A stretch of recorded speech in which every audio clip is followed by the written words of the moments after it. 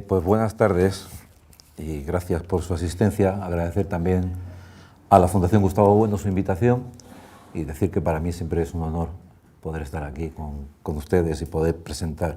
Por primera vez voy a hablar de una cosa que no sea el espiritismo, aunque tampoco vamos muy alejados del asunto, como verán. Bien, el título de mi exposición, como ya ha dicho Gustavo Bueno Sánchez, es el marxismo no es un humanismo. Jugando un poco con el título de la obrita de Sartre, que todos conocen, donde Sartre decía el existencialismo es un humanismo. Precisamente Sartre también tiene mucho que ver con esto del humanismo marxista. Bien, así expuesta este título de modo abrupto, se podría entender que no existen, o que yo voy a defender aquí la tesis de que en el materialismo histórico, o en el materialismo dialéctico, o en el marxismo en general, o sea, lo que quiera decir esto de marxismo, porque también hay muchos marxismos, que no existen componentes humanistas, pero no es cierto, sí que hay componentes humanistas.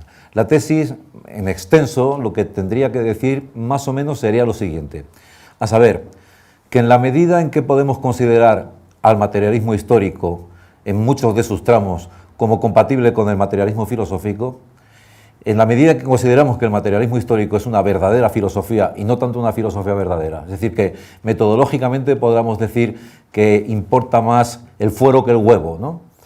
Pues para poder hacer esta tesis, para poder defenderla, hay que eliminar del marxismo los evidentes componentes humanistas que arrastra.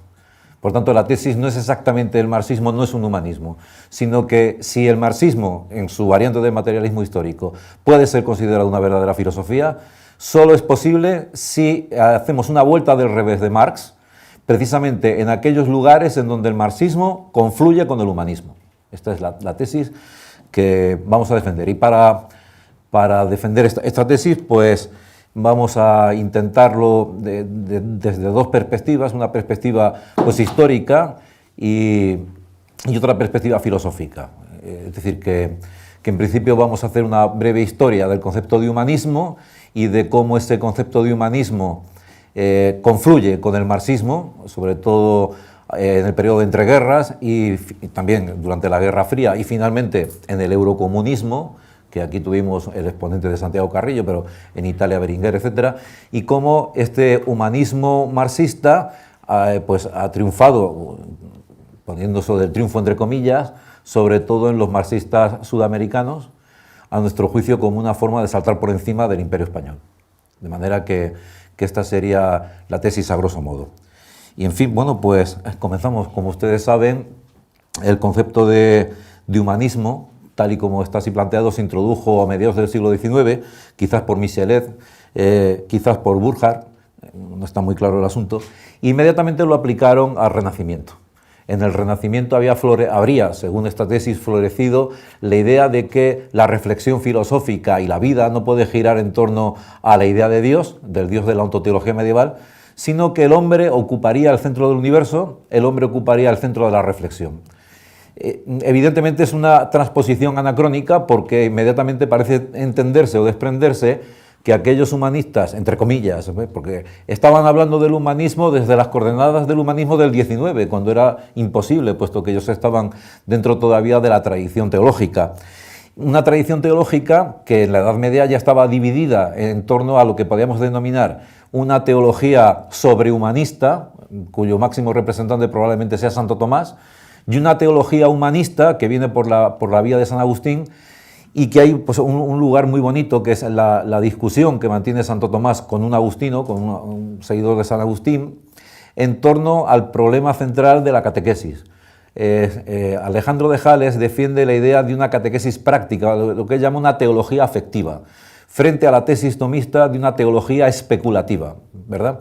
Y ahí Santo Tomás dice una cosa centralísima, dice, la doctrina sagrada, la teología, es una ciencia especulativa, que se hace práctica en cuanto que trata especulativamente sobre asuntos prácticos. Sin embargo, esta idea de Alejandro de Jales luego prenderá por unos derroteros que son muy curiosos, por ejemplo en Komensky, en la pedagogía afectiva, entonces ese desarrollo de las ciencias pedagógicas que yo traté también en extenso hace unos años en Santo Domingo de la Calzada. Bien, en realidad en el Renacimiento no podría haber prendido la idea del humanismo porque el Renacimiento es previo, es la fase previa a lo que don Gustavo Bueno ha llamado la inversión teológica.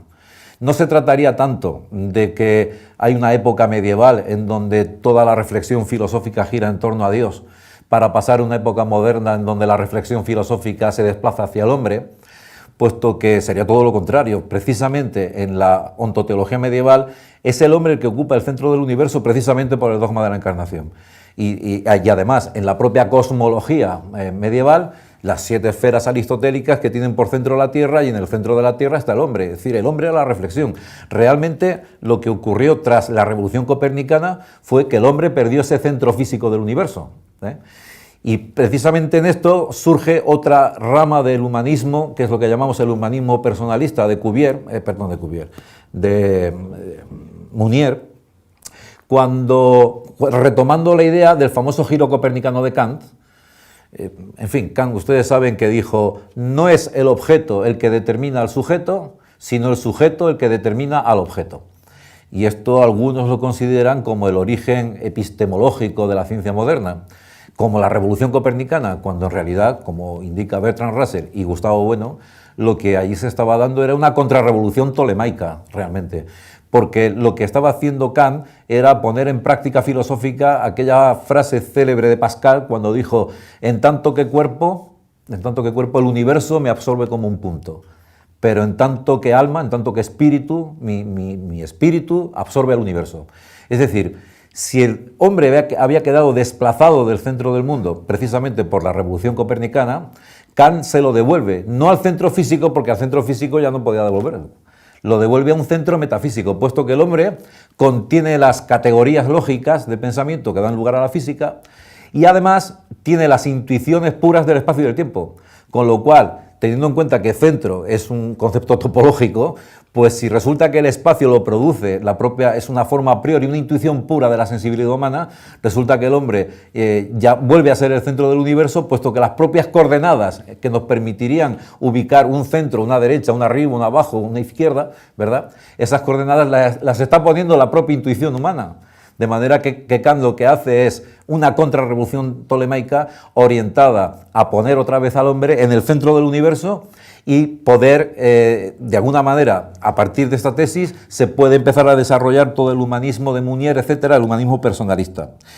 Bien, otro jalón fundamental del humanismo muy posterior al Renacimiento es, como decía Engels, el ateísmo cortés de los ilustrados franceses, el deísmo, ¿verdad? El deísmo, la creencia en el Dios de la razón, en el Dios de los filósofos, ¿verdad? Aquel en el que no creía Pascal, porque Pascal decía que creía en el Dios de Isaac, de Abraham y de Jacob, en un Dios personal, no en un Dios cuya idea, Gustavo Bueno decía que era la de un decaedro regular, porque los diferentes conceptos que forman esa idea lo destruyen, ¿verdad? Pues evidentemente en el Renacimiento esto no podía existir. De manera que esta idea de que el humanismo comienza con Vico o con Erasmo, etcétera, con los pensadores del Renacimiento, pues es un anacronismo. Es como por ejemplo, cuando se habla de la cultura y refieren la idea de cultura, pues la última cosa que se me ocurre ahora mismo fue que yo estaba haciendo zapping por televisión y vi una serie que se llamaba Toledo, donde aparecía Alfonso X el Sabio. Y ahí ponían en boca, el guionista, ponía en boca de Alfonso X el Sabio, ponía la siguiente frase, decía, las 3 culturas nos tenemos que respetar. Claro, es imposible que eso lo hubiese dicho Alfonso X el Sabio. Era tan imposible como que alguien le pidiese la hora y mirase en un reloj de pulsera. Imposible, porque la idea de cultura entonces serían las berzas que se cultivaban en el campo. Entonces no podía hablar de las 3 culturas. En todo caso, podría haber hablado de las 3 religiones, que esto cogido con pinzas, ¿verdad? Pero no podría haber hablado de la idea de cultura. Y entonces, bueno, siguiendo Emich, ¿no?, los razonamientos del humanismo, como digo, corriente del siglo XIX, que se retrotrae al Renacimiento, pues el hombre del humanista es aquel que cultiva todas las artes, ¿verdad? Aunque no se sabe por qué no hablan tanto de las ciencias. La cosa llegará en nuestros días a que incluso se postula un famoso bachiller que hay ahora, bachillerato de humanidades, ¿verdad? como si la física, la química, las matemáticas o la biología fuesen ciencias gatunas o algo así, ¿verdad? Las humanidades básicamente serían el cultivo del latín, del griego, de la filosofía, de la filología, de los idiomas, ¿verdad? Porque tendrían como objeto de reflexión al hombre, sería la filosofía del hombre tomada en el sentido del genitivo objetivo. Bien, el humanismo en el siglo XX ya fundamentalmente es una corriente que se intenta enfrentar claramente a la Unión Soviética. Está postulado como una manera de enfrentarse a la ideología del marxismo-leninismo. Aunque tampoco faltaron, ahora hace un rato hemos estado viendo un asunto muy... en concreto, pues un librito en donde varios pensadores comunistas, etcétera, intentaban entrar en el asunto del humanismo. Básicamente el humanismo era la doctrina asociada en principio al individualismo, una doctrina que enfrentar al colectivismo soviético, de manera que era un humanismo frente a otro, que además está muy bien expresado en unas viñetas que hay en un libro de Bueno, del sentido de la vida, donde se ve, desde la perspectiva del nacionalcatolicismo, la deshumanización de ambos humanismos, valga la paradoja. Por un lado se ofrece una playa en donde están los soviéticos todos alineados, ¿verdad?, tomando el sol, con lo cual parece que el hombre ha quedado degradado a una colectivización sin alma, ¿verdad? Y por otro lado se ve un salón de baile en donde los chicos jóvenes están bailando y entonces ahí aparece la idea de la degradación del individualismo, es decir, en esa ilustración que utiliza Gustavo Bueno para hablar de la persona. Bueno, y durante el siglo XX el humanismo se desarrolla a partir de varios manifiestos, concretamente el Manifiesto Humanista de 1933, otro en 1977, otro en 1988, otro en el año 1999, fíjense ustedes, 33, 77, 88, 99, es una cosa muy curiosa. Y por último nos vamos a referir a un manifiesto también humanista mucho más cercano a quienes estamos aquí, porque entre ellos lo firman muchos profesores asturianos, un manifiesto en la línea del humanismo con el que yo me las tuve que ver hace unos años, que es el manifiesto Eikasía. Y vamos a hablar un poquito de este asunto antes de pasar al humanismo marxista. El manifiesto de 1933 se produce, recordarán ustedes, con el crack de la Bolsa de Nueva York, en el año 1933. 3 años antes del ensayo general, según dicen algunos, de la Segunda Guerra Mundial, que supuso la Guerra Civil Española, donde los 3 imperios realmente existentes, el imperio soviético, el imperio nazi y el imperio capitalista norteamericano, o como progresión del imperio inglés, pues estaban luchando por el dominio del mundo. En el año 33 ese manifiesto es curioso porque quizás por miedo a la Unión Soviética o quizás porque parecía que los éxitos de la revolución eran innegables, en ese manifiesto se aboga por una economía planificada. Es lo que más es chocante ese manifiesto. Es precisamente la época de Sartre, es la época de Mondolfo, es la época en donde ya aparece el humanismo marxista, ¿verdad? Era como si ese manifiesto tuviese en cuenta que todos estos pensadores, todos estos filósofos de la década de los 30 y los 40 eran receptivos a la ideología del humanismo, ¿verdad? Y entonces ahí se aboga por un capitalismo con rostro amable, un capitalismo además siempre tutelado por el Estado, una economía planificada, de la que ya no queda ni rastro en el manifiesto de 1977. Bueno, uno de los firmantes del manifiesto de 33 es Dewey, el pragmatista norteamericano, ¿verdad?, en la línea del pragmatismo. Y naturalmente todavía faltan muchos años para la famosa caza de brujas de MacArthur, etc. Bueno, el del año 77, sin embargo, ya quizás porque el sistema soviético empezaba a resquebrajarse, en el año 77 el manifiesto directamente ya habla va contra el marxismo-leninismo, absolutamente en contra del marxismo-leninismo. Y para atacar al marxismo-leninismo se utiliza la Declaración del 48, la Declaración Universal de los Derechos Humanos, que tras la Segunda Guerra Mundial, como ustedes saben, pues aquella frase de Maritain, que estamos de acuerdo con los derechos humanos siempre que no nos pregunten por qué. Maritain es precisamente otro de los que están implicados en este asunto. Bueno, pues En el 77 aparece por primera vez un manifiesto humanista en donde empiezan a destilarse lo que es la ideología humanista del presente. El derecho al divorcio, el derecho al aborto, el derecho al libre disfrute, el individualismo exacerbado, frente a la idea de una economía planificada. Aquí aparece ya la defensa de un mercado autorregulado. Esto ya es en el 77, es decir, han pasado 43 años o 44 años desde el primer manifiesto y ya se ve claramente que el humanismo está situado frente a alguien, y ese alguien es la Unión Soviética en crisis. En 1988 vuelve a dar un giro el humanismo hacia una idea de la idea de la globalización. Y una idea de la globalización que no tiene tanto que ver con la política, al menos EMIC, al menos desde su punto de vista, sino con la ética. Se habla de la globalización de la ética.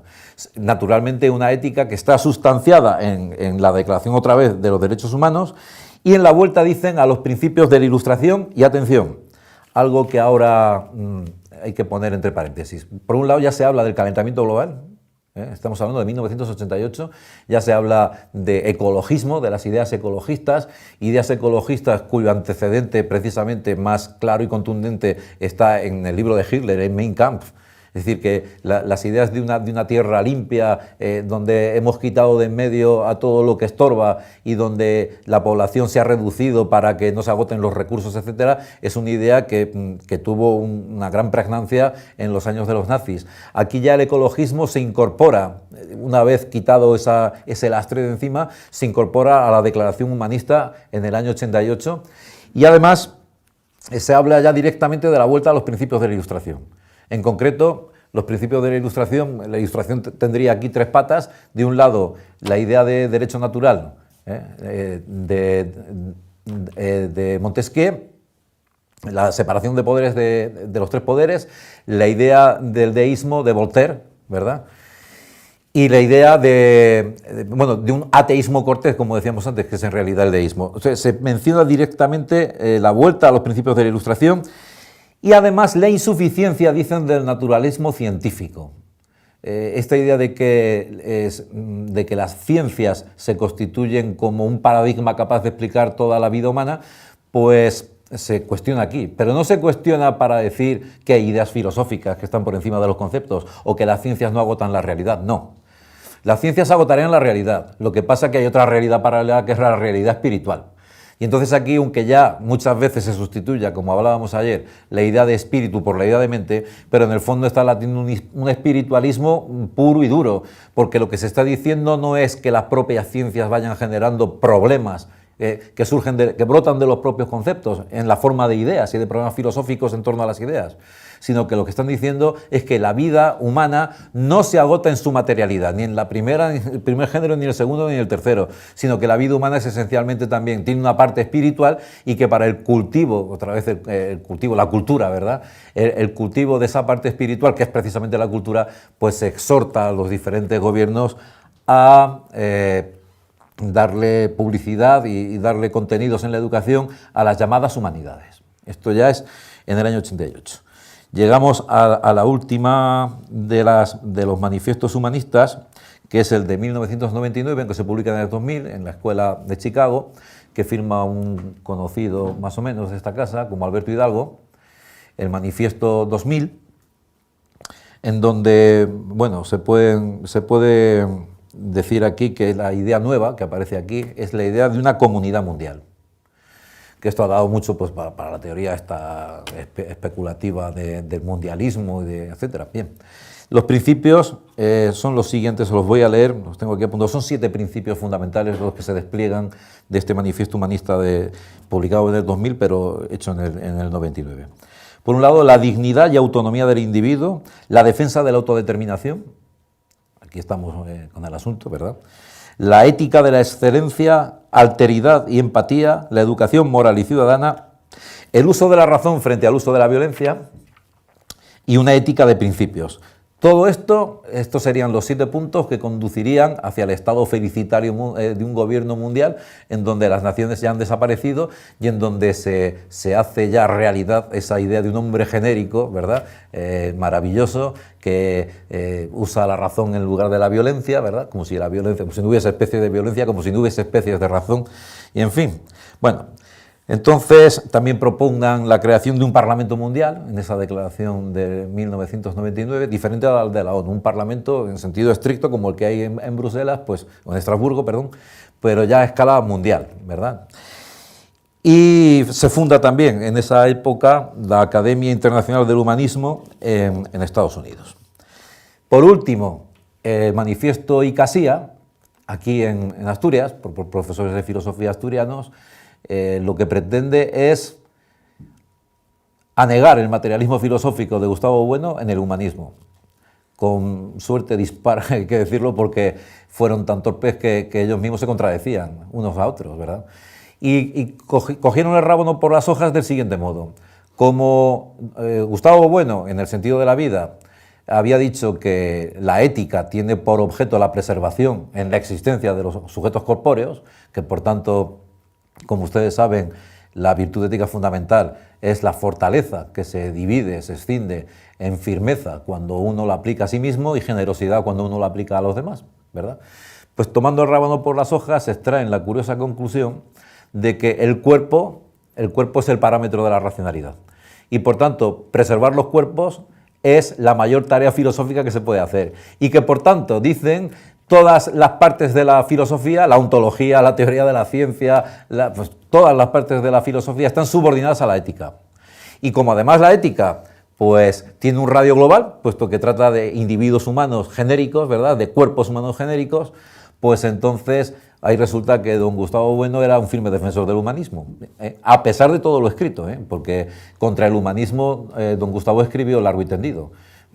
Pues por ejemplo, sobre los peligros del humanismo en la izquierda híbrida, un artículo de Cato Blepas, por ejemplo, contra el humanismo personalista, luego un texto inmediatamente después de la caída del muro de Berlín publicado en El País, que se llama ¿Qué pasa en el Este?, en donde don Gustavo pues advierte de los peligros de esta ideología metafísica del humanismo, pero a ellos les dio igual, porque se trataba de alguna manera disolver la filosofía, el materialismo filosófico de Gustavo Bueno, disolverlo en la filosofía perenne y postular aquí pues una especie de subordinación de todos los aspectos filosóficos a la ética.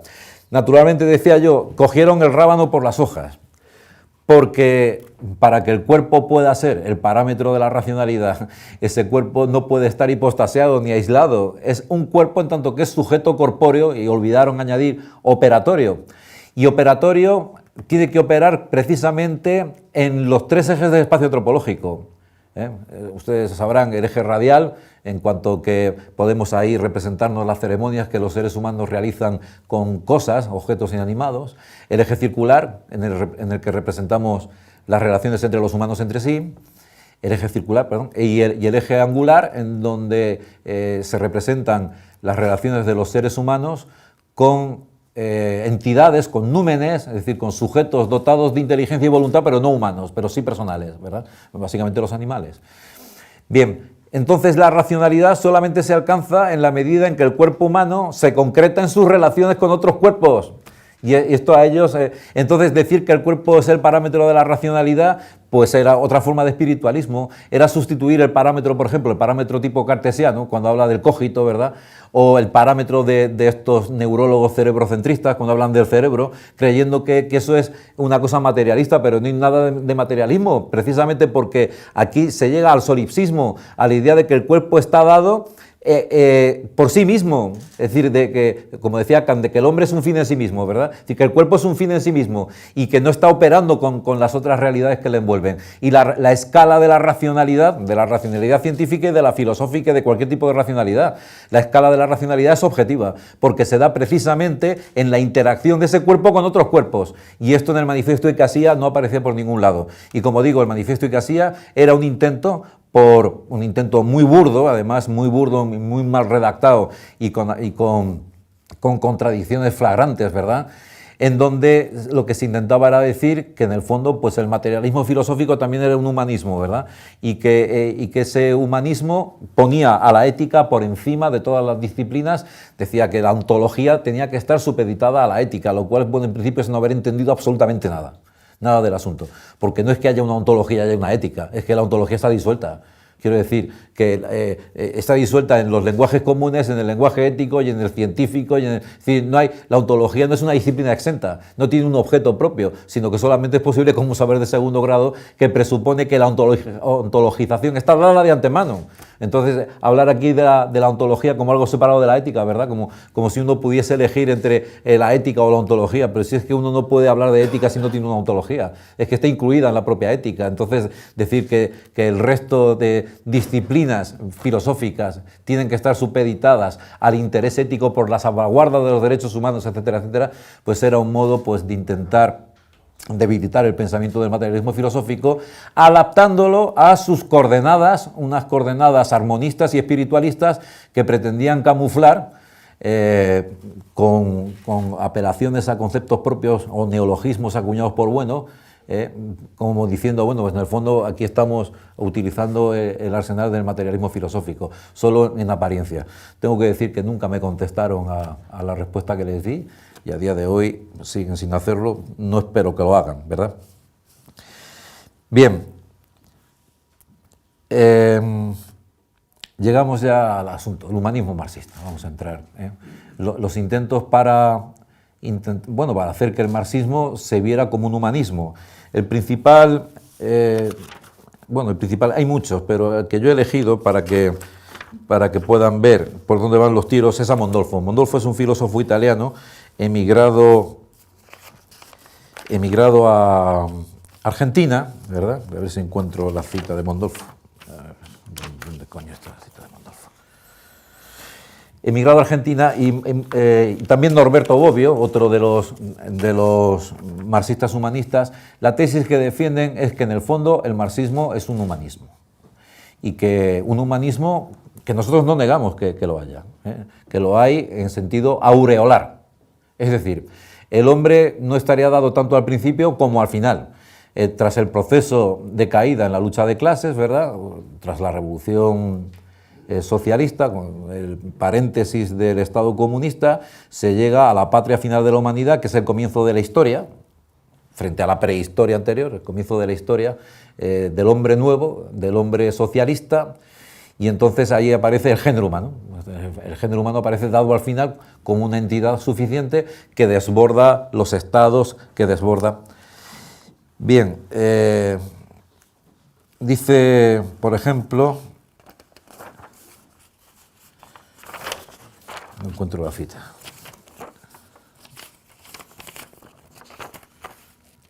Sí, Mondolfo, dice Mondolfo. Si examinamos sin prejuicios el materialismo histórico, tal como nos resulta en los textos de Marx y Engels, debemos reconocer que no se trata de un materialismo, sino de un verdadero humanismo, que en el centro de cada consideración y discusión Marx coloca el concepto de hombre. Es un humanismo realista, que trata de considerar al hombre en su realidad efectiva y concreta. Trata de comprender la historia como una realidad producida por el hombre a través de su actividad, de su trabajo, de su acción social. A través de este trabajo y de esta acción social, el hombre se va desarrollando como efecto y causa de toda la evolución histórica. Y por esto, el materialismo histórico no puede ser confundido con una filosofía materialista. Esta es la tesis de Mondolfo. Es decir, que en realidad toda la preocupación de Marx está centrada sobre el principio básico del humanismo, de que el hombre es el centro de la reflexión, de que el hombre está por encima de sus enclasamientos, de que el hombre es un fin en sí mismo, teoría también procedente de Kant. Inmediatamente contra esto reacciona Althusser, y con su teoría del corte epistemológico. Althusser vendrá a decir que hay un Marx joven, un Marx que todavía está notablemente influido por el hegelianismo y por Feuerbach, los jóvenes hegelianos, y que hay un residuo espiritualista ahí, porque todavía está bajo la perspectiva del sujeto, y entonces la objetividad de la historia todavía no ha aprendido en el joven Marx de la tesis doctoral de Epicuro, ¿verdad? No es casual que haya elegido a Epicuro. Entonces Althusser se saca de la manga esta maravilla del corte epistemológico, y según esta tesis, en el Marx ya maduro, el Marx del Capital, la dialéctica de la historia es una dialéctica objetiva que ya no tiene nada que ver con el sujeto, se ha producido otra vez la inversión, es una dialéctica objetiva, es una dialéctica de la naturaleza, no una dialéctica del espíritu, y entonces Marx es cuando ha alcanzado verdaderamente el marxismo científico, científico, porque lo otro era filosofía idealista, y ha pasado de la filosofía idealista al materialismo histórico como una teoría científica de la historia, ¿verdad? Bueno, nosotros nos oponemos por igual a la tesis de Mondolfo de un Marx humanista que a la tesis de Althusser de un Marx científico de una dialéctica de la naturaleza, precisamente porque, como decía al principio, la tesis que defendemos es que Marx en todo caso será un filósofo, porque si, en todo caso digo, eliminando esos componentes humanistas, si los introducimos, entonces lo que tenemos en Marx, y bueno, supongo que esto causará algún disgusto a alguien que ha pasado por aquí, lo que tenemos es sencillamente una praxeología y una nematología orientada a justificar ese orden práctico que se está defendiendo. No hay una filosofía en el materialismo histórico, y por tanto el materialismo histórico no se puede poner no ya como parapeto del materialismo filosófico, ni siquiera como una verdadera filosofía, sino más bien pues como una praxeología, es decir, como un conjunto de recetas que van encaminadas pues a la lucha obrera o al sometimiento de unas clases por otras o lo que sea, y que genera a su lado, en esa institución, genera unos componentes nematológicos, ideológicos de la mayor importancia, pero que no pueden ser considerados verdadera filosofía, salvo que depuremos esos componentes humanistas. Bueno, la justificación teórica de este Marx humanista se halla, como he dicho antes, en los manuscritos de Economía y Filosofía, manuscritos que es un texto de la juventud de Marx, y fundamentalmente en el tercer manuscrito, en donde Marx habla del concepto de alienación. El concepto de alienación. Claro, el concepto de alienación inmediatamente tiene que ver con lo que estamos explicando, porque se supone que para que haya una conciencia alienada, primeramente tiene que haber una conciencia. Y esa conciencia precisamente es la conciencia del hombre. Es el hombre genérico que está alienado porque, bien, esa alienación puede ser de la base, de la estructura, mediante la extracción de la plusvalía, dice Marx, el trabajador, el hombre, se aliena porque la esencia genérica del ser humano es la producción de su vida social mediante el trabajo. La esencia del hombre es el trabajo. Entonces, el empresario, mediante la plusvalía, arrebata el producto del trabajo al obrero, y entonces lo que tendría que ser un modo para que la esencia humana se realizase dentro de la historia, que es la propia actividad productiva de los seres humanos, se convierte en un medio para que el obrero se aliene respecto del producto de su trabajo. Bueno, esto no hay quien lo entienda, O sea, yo lo digo ya así con claridad, porque esto no hay quien lo entienda. O sea, resulta que yo soy pintor y pinto un cuadro, y si lo vendo estoy alienado porque me están pagando un dinero por el cuadro que he pintado, pero si no lo vendo me muero de hambre. Entonces no sé exactamente en qué consiste la teoría de la alienación y la teoría de la plusvalía, pero en fin. Bueno, entonces resulta que mediante la plusvalía al obrero se le está extirpando la posibilidad de construirse en la historia como ser humano, y se le está cosificando. Esta es la teoría de la alienación, ¿verdad?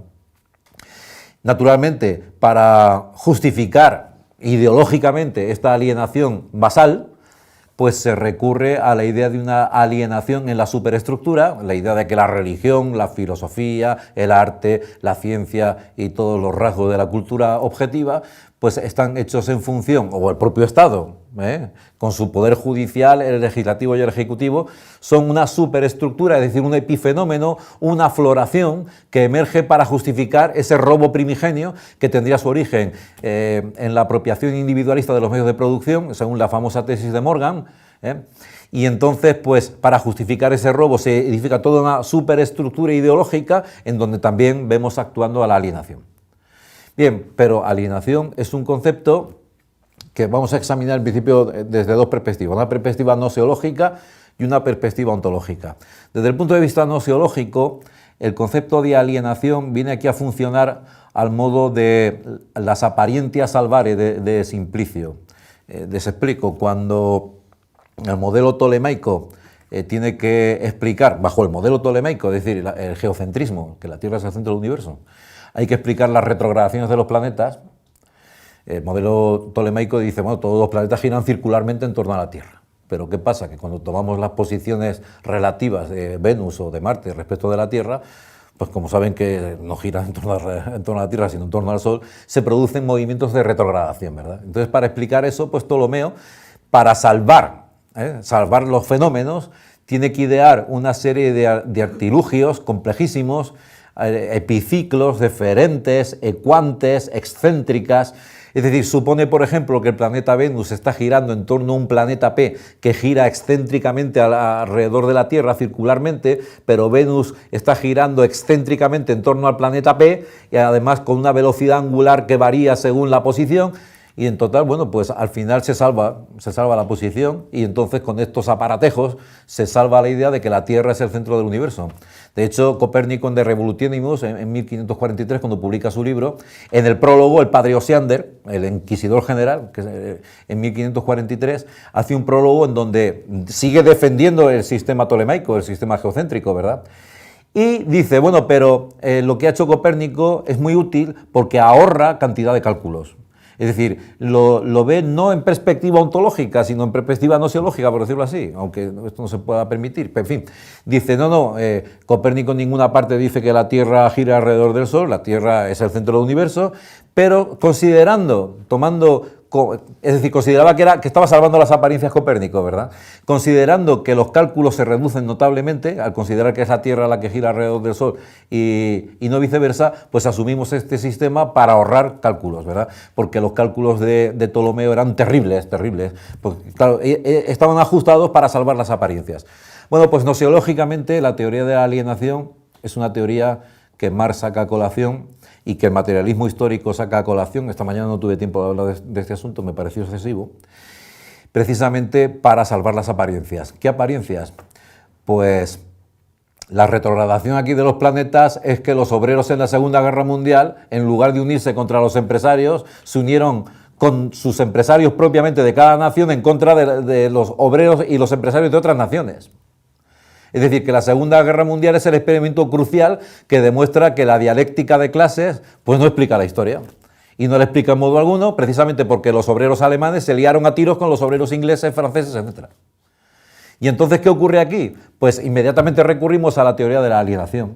La teoría de la alienación son los epiciclos ecuantes y deferentes del sistema del materialismo histórico y del materialismo dialéctico para poder explicar por qué los obreros se matan entre sí. Y bueno, todos los conocen, de verdad, la frasecita del manifiesto comunista de Marx y Engels, cuando dicen proletarios de todos los países unidos, que Gustavo Bueno gastaba siempre la broma esta me acuerdo que decía una vez, que eso es como imaginarse que Newton abriese la ventana y empezase a gritar: planetas de todas las órbitas, atraeos con una distancia directamente proporcional al producto de vuestras masas e inversamente proporcional al cuadrado de la distancia que os separa. ¿Verdad? No tiene sentido, porque hablamos de leyes naturales y leyes humanas. Y entonces la analogía es una analogía de desigualdad, porque ahí no hay igualdad. La prueba es que las leyes sociales se pueden desobedecer. Es decir, que los obreros podían no unirse y por eso se les exhorta del manifiesto comunista, pero no tendría ningún sentido que Newton hubiese expuesto su teoría general de la gravedad o las tres leyes de la mecánica apelando a los planetas a que sus órbitas fuesen elípticas, o Kepler, por ejemplo. Entonces no tiene ningún sentido. Son dos contextos que nosotros denominamos alfa y beta operatorios, y en el contexto beta operatorio no cabe esta apelación. Entonces, si Marx y si el materialismo histórico había considerado como una ley determinista de la historia, que finalmente los obreros acabarían haciendo la revolución y convirtiéndose en la clase universal, con lo cual ya comienza la historia de la humanidad. Si eso es una ley determinista de la historia, ¿a qué viene pedirla? ¿Verdad? ¿Por qué la pides? Evidentemente no tiene ningún sentido. ¿Cómo podrían no unirse si es una ley determinista? Es decir, ¿cómo podrían los planetas no tener órbitas elípticas alrededor del Sol? ¿Cómo podrían los obreros no unirse si esto es una ley determinista de la historia según el materialismo histórico? Pues aquí aparece el epiciclo, porque están alienados. Como están alienados, pues no se cumple el asunto. Ya, pero esto lo tienes que volver a explicar otra vez, ¿verdad? Porque seguimos sin entenderlo, pero poner una ley determinista.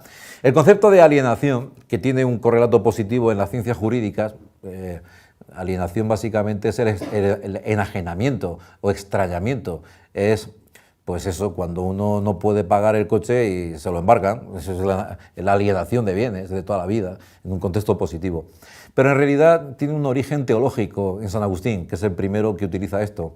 San Agustín, además de un modo paradójico, dice que cuando el hombre peca, se mete en sí mismo, y entonces paradójicamente se aleja de su esencia.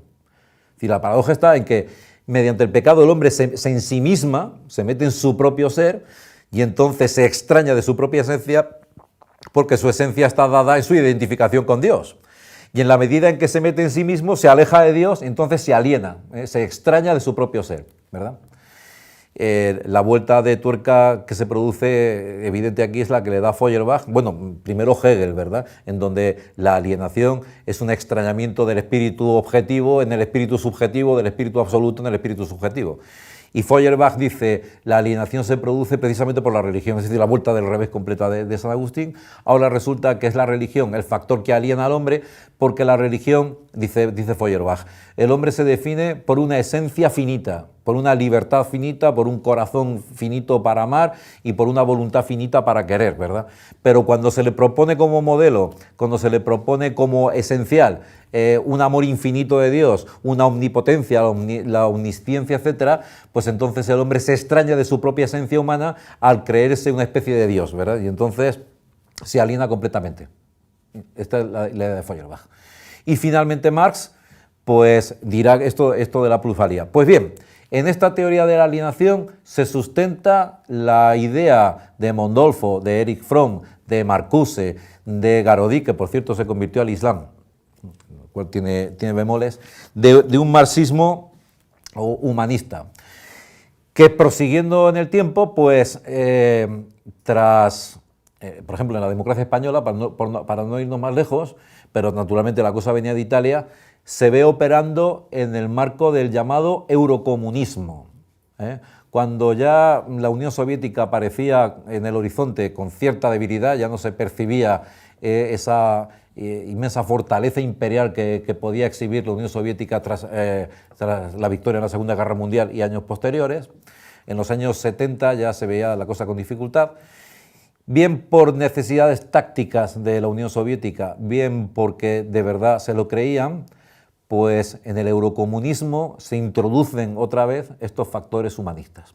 Hay un artículo en el Catoblepas de Gustavo Bueno en donde menciona una cena que tuvieron con Santiago Carrillo, aquí en Oviedo, en un restaurante de Oviedo, y Santiago Carrillo le preguntó a Bueno cuál era, a su juicio, el país que más se parecía a España.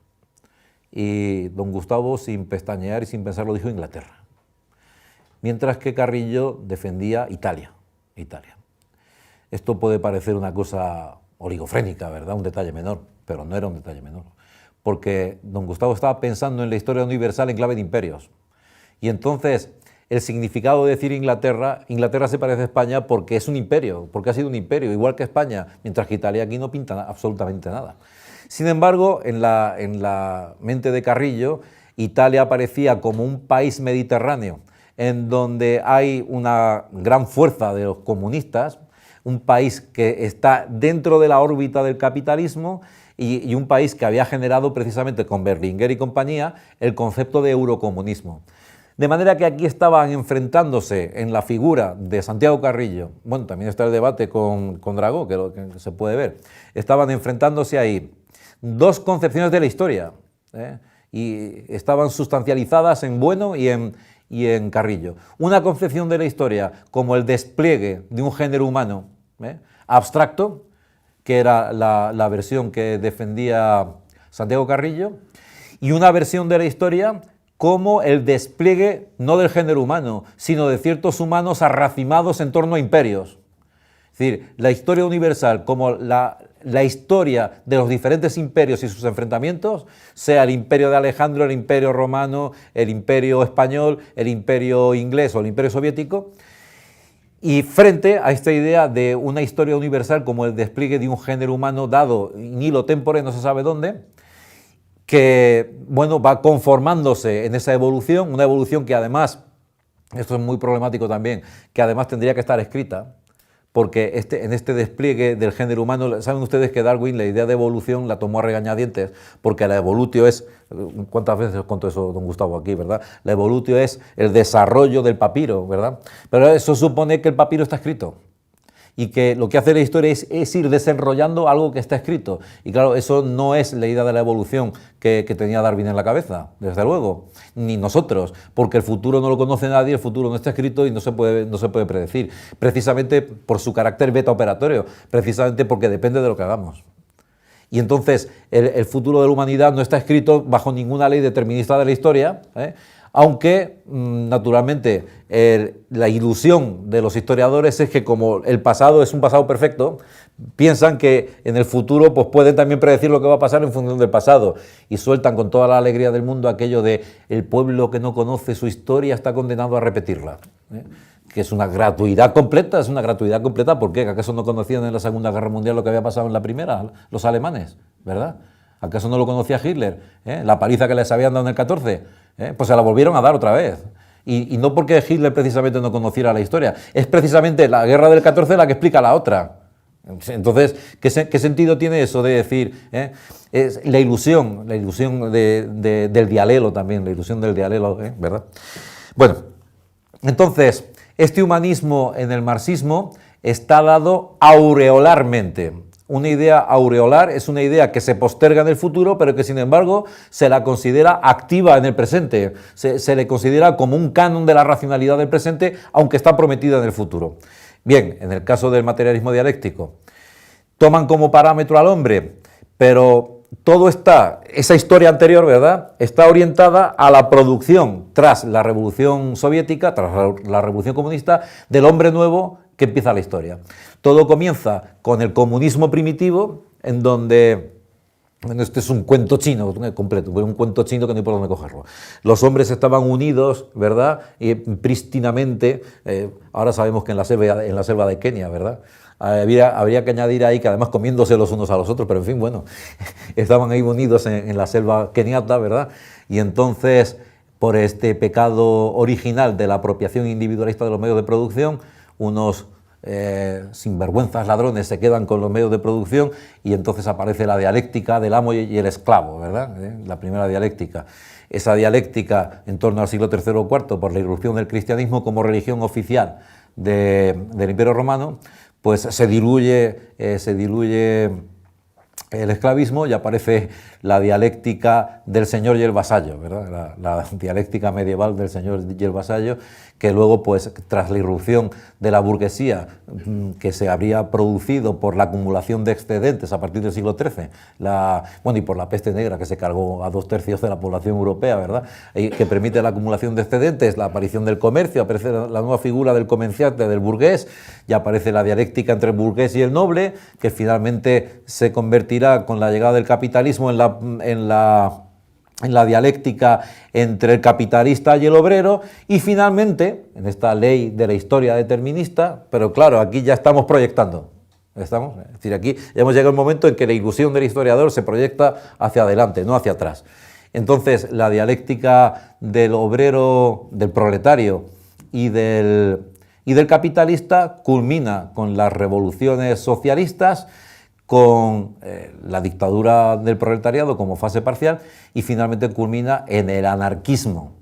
Y no se pueden negar estos componentes humanistas y anarquistas que están dados en la filosofía marxista y están en el materialismo histórico y están en el materialismo dialéctico y no se pueden negar. Por mucho que algunos se empeñen en que el materialismo filosófico es una suerte de extensión del materialismo histórico. No precisamente, y ahora vamos a entrar en el asunto, porque el materialismo filosófico es precisamente la vuelta del revés. Y precisamente en estos lugares en donde el materialismo histórico confluye con el ideal humanista. Bueno, entonces, una vez que se llega al fin de la prehistoria de la humanidad, pues ya comienza ese estado feliz en donde se ha cerrado el círculo primigenio, ¿verdad? Se ha cerrado el círculo primigenio, volvemos a un comunismo que ya no es un comunismo primitivo, ya es un socialismo final, la etapa final de la humanidad, y ya pues nos vamos a dedicar a conquistar otros planetas, o no se sabe muy bien, ¿verdad? Es una teoría, por tanto, del fin de la historia. Teoría de ese hombre nuevo que también el capitalismo la tenía. Recordarán ustedes el libro de Francis Fukuyama de 1993, El fin de la historia se llamaba, en donde Fukuyama, tras la caída de la Unión Soviética, dijo, bueno, no, la teoría sobre el futuro de la humanidad, quien la tenemos somos nosotros, la historia se ha terminado. Ahora lo único que podemos esperar es que a escala planetaria la democracia de mercado pletórico, ¿verdad?, se vaya imponiendo, y entonces pues que ya toda la humanidad esté unida, pero no en el comunismo, ni en el socialismo, ni en el anarquismo, ¿no?, sino en la democracia capitalista. Entonces todo el mundo ahí en su casa consumiendo televisión, vídeos, internet, y tan entretenida con el sexo, el turismo y el deporte, ¿no? Y entonces esto es el fin de la historia, ¿verdad? No contaba Fukuyama, de hecho se escondió una temporada, no contaba con los moritos estrellando aviones en las Torres Gemelas, ¿verdad? En el 2003 el libro de Fukuyama desapareció completamente, pero coño, que se ha acabado la historia, no, es que empieza otra peor, ¿eh? Porque todavía con la Guerra Fría, aquello que decía, bueno, que la bomba atómica ha hecho más por la paz que todos los grupos pacifistas del mundo, esa escalada del terror de ambos bandos, la idea de que ambos se podían destruir mutuamente, generaba un equilibrio, ¿verdad? Lo que pasa es que ambos bandos también estuvieron alimentando una bestia dormida que había por ahí, ¿verdad? El uno contra el otro, unos en Afganistán, otros en Siria, alimentando a la bestia islámica. Y bueno, pues la historia ahora ya es mucho más confusa y no sabemos muy bien lo que puede pasar, ¿eh? Se podía sospechar en los años 70 y 80 que ni rusos ni americanos iban a lanzar la bomba atómica. Yo no me atrevo a decir lo mismo de Irán. Si Irán tuviese la bomba atómica, con ese gnosticismo, ¿verdad?, de que el mundo es una mera apariencia y que, bueno, al fin y al cabo es el catarismo, ¿verdad?, islámico. Los cátaros iban asesinando a los niños en las cunas para que no pecaran, ¿verdad? Pues que algún ayatolá, quién sabe, o en fin, que decidiera lanzar la bomba atómica. Pero en fin, ahí está Israel, que no creo yo que permita demasiadas alegrías al respecto. Bueno, bien, entonces vamos a ir entrando ya en análisis filosófico crítico de este asunto. Por lo que se refiere al humanismo, vamos a ver, aquí durante mucho tiempo estuvo en 2016 y en 2015 también me parece, don Gustavo hablando del embrollo del hombre. Es un embrollo completo, vamos. Lo que él vino a demostrar, quiero decir, no fue aquellas lecciones que yo he visto hasta la saciedad, no estaban orientadas tanto a aclarar como a mostrar la confusión inherente que hay en torno al hombre. Es que no sabemos qué es el hombre. De hecho, no hay un humanismo, sino muchos humanismos. Esta mañana me acordaba yo de uno de esos humanismos, el de John Zerzan, al que también le perjudicó mucho el atentado a las Torres Gemelas, porque acababa de sacar el libro de El malestar en la cultura y se iba a publicitar el libro, y en ese momento llegaron los moritos y estrellaron los aviones y aquello se olvidó completamente. Bueno, pues John Zerzan, en su libro El malestar en la cultura, propone como arquetipo del humano nada menos que al hombre del Paleolítico, al hombre anterior a la revolución neolítica, anterior a la revolución de la agricultura, ¿eh? Él considera que la caída en el pecado se produce cuando el hombre deja de ser cazador-recolector, y lo que propone es la vuelta de las sociedades humanas al buen salvaje, una tesis que no es nueva. Es una tesis que, como todos sabrán, defendió Juan Jacobo Rousseau, la tesis del buen salvaje, de que al hombre lo dejas en la naturaleza y entonces pues ahí aparecen las 10.000 maravillas, es magnífico, y que es la cultura la que lo corrompe, ¿verdad? Yo a Rousseau lo hubiera puesto a trabajar en un centro de secundaria para que se enterara de lo que es la naturaleza humana, vamos, por favor. Déjalo a su libre albedrío, lo que te sale ahí es un criminal, vamos, ríete tú de los nazis. Pues en fin, saben que a esa doctrina inmediatamente otro prototipo de hombre, que es el de Hobbes, siguiendo la tradición de Plauto, homini lupus homine, el hombre es un lobo para el hombre es malo por naturaleza. Aquí el ideal de hombre es el hombre que ha sido domeñado por la cultura, O sea, ya tenemos dos humanismos. El humanismo, digámoslo así, naturalista, o el humanismo que considera que el hombre es bueno por naturaleza, y que es la teoría del buen salvaje, que está, por ejemplo, pues en la literatura Tarzán, ¿verdad? Tarzán pues, es una cosa maravillosa, lo ha creado una mona y es magnífico. Y bueno, está también en la lectura, una lectura oscurantista del mito de Adán y Eva, que se puede hacer también, porque el mito de Adán y Eva, a mi juicio, es un mito neutro, tiene un componente luminoso, en cuanto que viene a decir que el hombre peca originalmente, que es pecaminoso, pero por otro lado tiene la interpretación oscurantista al ver que Adán y Eva estaban en el paraíso terrenal, tenían ciencia infusa, no se tenían que molestar por nada y aquello era, vamos, aquello era jauja, ¿verdad? Bueno, entonces, ¿a qué hombre estamos apelando? ¿Al hombre de Rousseau o al de Hobbes, verdad? O cuando hablamos del hombre, el hombre del Renacimiento, por ejemplo, el burgués, el gentilhombre burgués del Renacimiento, atildado, cortejando a las damas en la corte, ¿verdad? Que además en su rato libre se dedica a pintar y a fabricar alas para salir volando, en fin, este hombre que encarna tan maravillosamente Leonardo da Vinci, cuyo litografía del hombre hemos utilizado en el precioso cartel que ha compuesto Gustavo para ilustrar mi exposición. Bueno, entonces ese es el hombre, ese es el prototipo del hombre, el hombre renacentista. Todavía hay algún pedante de vez en cuando en nuestro siglo que se define como hombre del Renacimiento. Digo esto porque hace poco pues, a un paisano mío lo entrevistaban en un periódico y el hombre decía, yo soy un hombre del Renacimiento. Bueno, lo que eres más tonto que hecho de encargo, vamos. Pero en fin, aparece como un modelito ahí, ¿verdad? Todo me interesa, nada humano me es ajeno, aquella frase de Terencio, ¿verdad? O el hombre es la medida de todas las cosas, de Protágoras. Lo que pasa es que Protágoras, por cierto, claro, Protágoras no lo decía en el sentido del humanismo, ni Terencio tampoco. Protágoras lo decía en el sentido del principio antrópico, en el sentido no que el hombre sea la medida de todas las cosas, sino que el hombre inventa las medidas para el mundo, que el mundo está dado a escala antrópica, es lo que estaba diciendo Protágoras.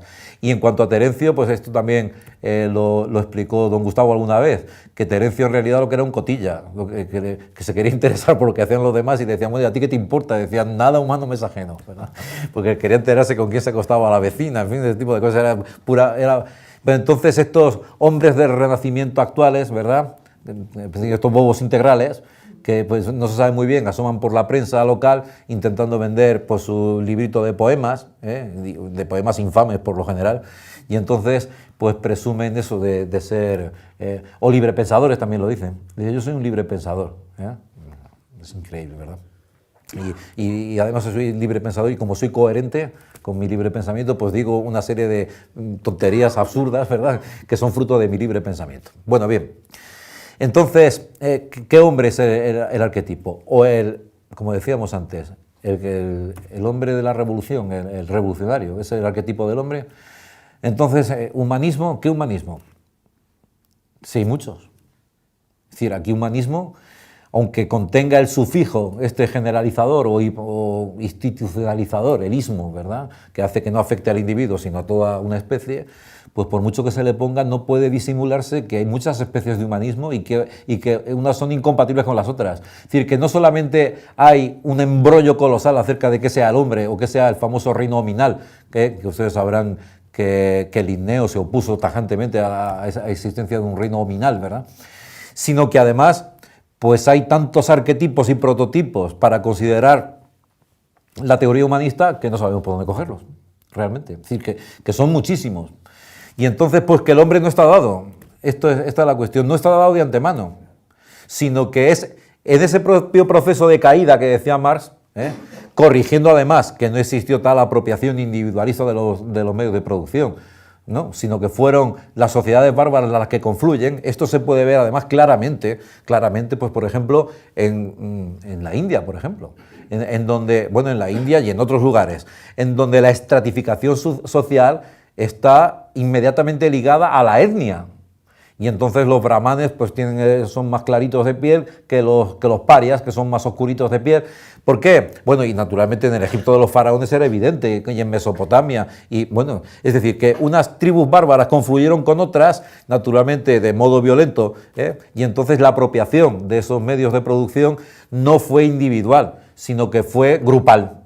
Fueron unas etnias sobre otras, y así es como comienza en todo caso el esclavismo, pero no por la maldad individualista. Es decir, colocar a ese hombre prístino individual al principio, ahí diciendo que la propiedad es un robo, frase rigurosamente absurda, porque para que haya robo previamente tiene que haber propiedad. Entonces, ¿cómo va a ser la propiedad un robo? Si previamente tiene que haber propiedad. No tiene sentido, aunque muchos que se autodenominan todavía comunistas con la que ha caído, pues siguen estando con este asunto de la propiedad es un robo, pero un robo ¿a quién? ¿A quien la robó previamente? No hay quien lo entienda, ¿verdad? Bien, entonces digo que aquí se podría utilizar, aunque Engels no sacó las consecuencias que tenía que haber sacado de lo que dijo, cuando dijo aquello tan genial de no fue el hombre quien descubrió el fuego, sino el fuego el que inventó al hombre. Sin embargo, no siguió en esa línea, no sacó, a mi juicio no la sacó del todo. Es decir, que aquel hombre que manejó el fuego, pues no era un hombre, que fue el manejo del fuego el que lo hizo hombre.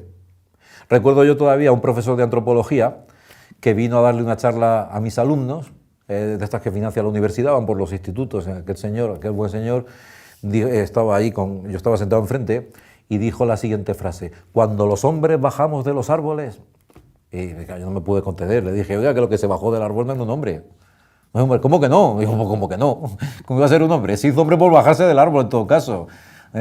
Bueno, y luego seguía la cosa con lo del asombro, ¿no? Al bajarse del árbol se asombró, decía, se asombró de ver el mundo. Coño, pues más asombrado tendría que estar arriba, porque abajo no veía nada. Y encima si andaba a cuatro patas, pues es increíble, ¿verdad?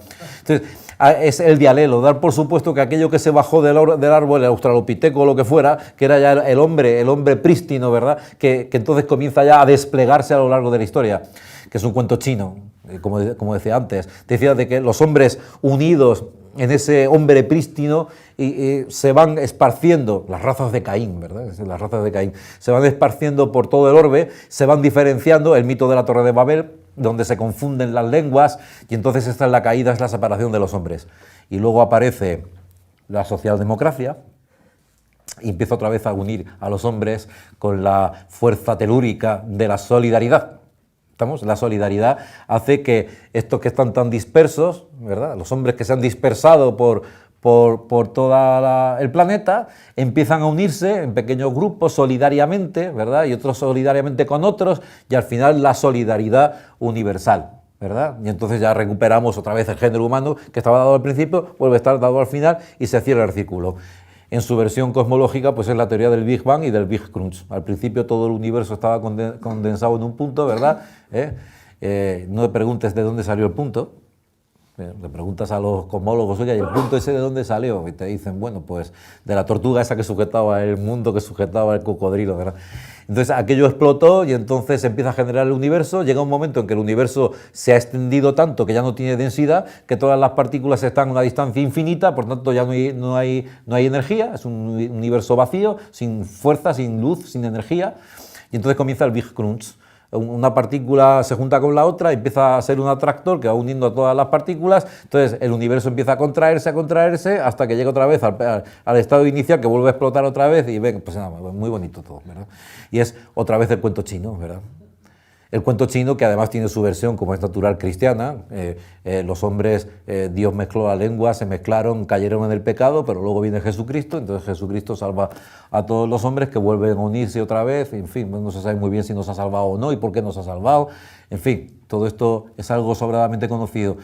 Y entonces, lo comentábamos hace un rato, este agustinismo político está presente en el Diccionario Soviético de Filosofía del materialismo dialéctico y está presente también en el materialismo histórico, y si no quitamos de en medio ese agustinismo político, ese humanismo, no podemos considerar al materialismo histórico como una verdadera filosofía.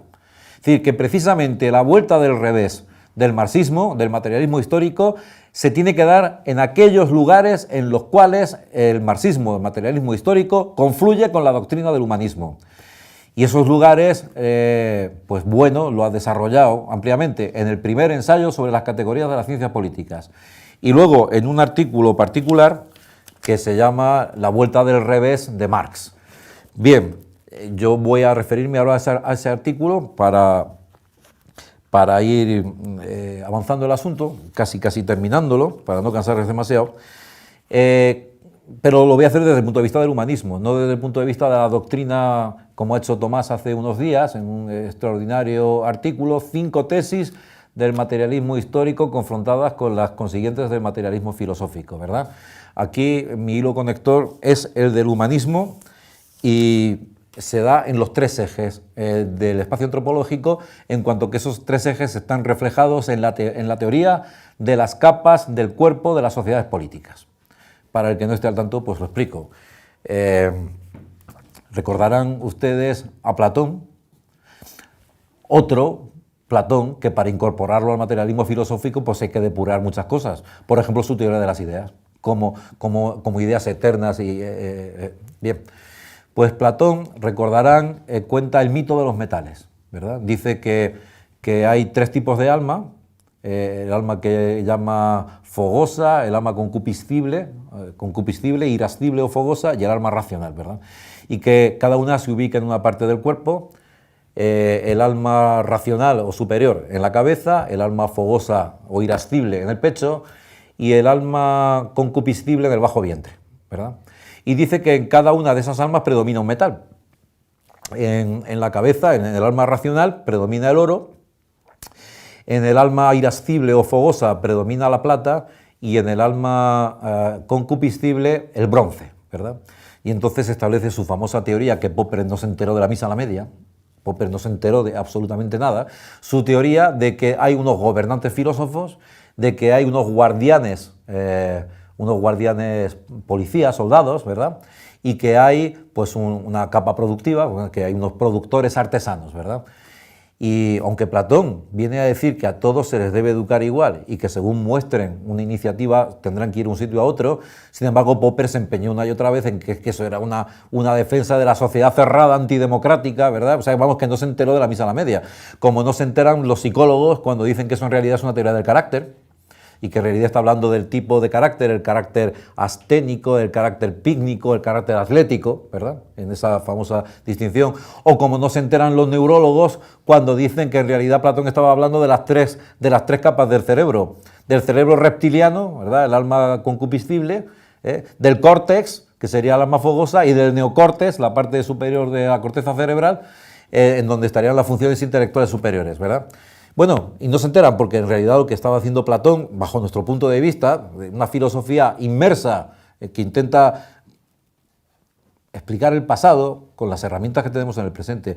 Platón estaba aludiendo a las 3 capas de una sociedad política y que están en todas las sociedades políticas. Una capa basal, que es el territorio de donde esa sociedad política extrae sus recursos, que tiene que ver con el concepto de eje radial del espacio antropológico que mencionaba antes.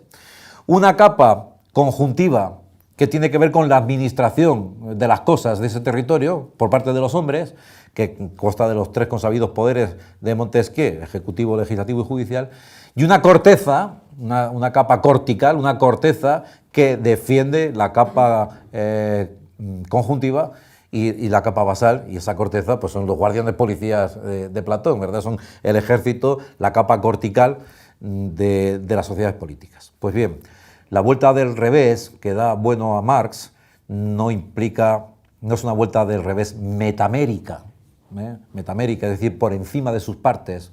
No se trata de que Bueno le dé la vuelta a Marx y esa vuelta implique volver a Hegel, sino que es una vuelta, esto lo explica Tomás admirablemente en el artículo que he mencionado antes, sino que es una vuelta diamérica que toma en función esas partes, esas capas del cuerpo de las sociedades políticas.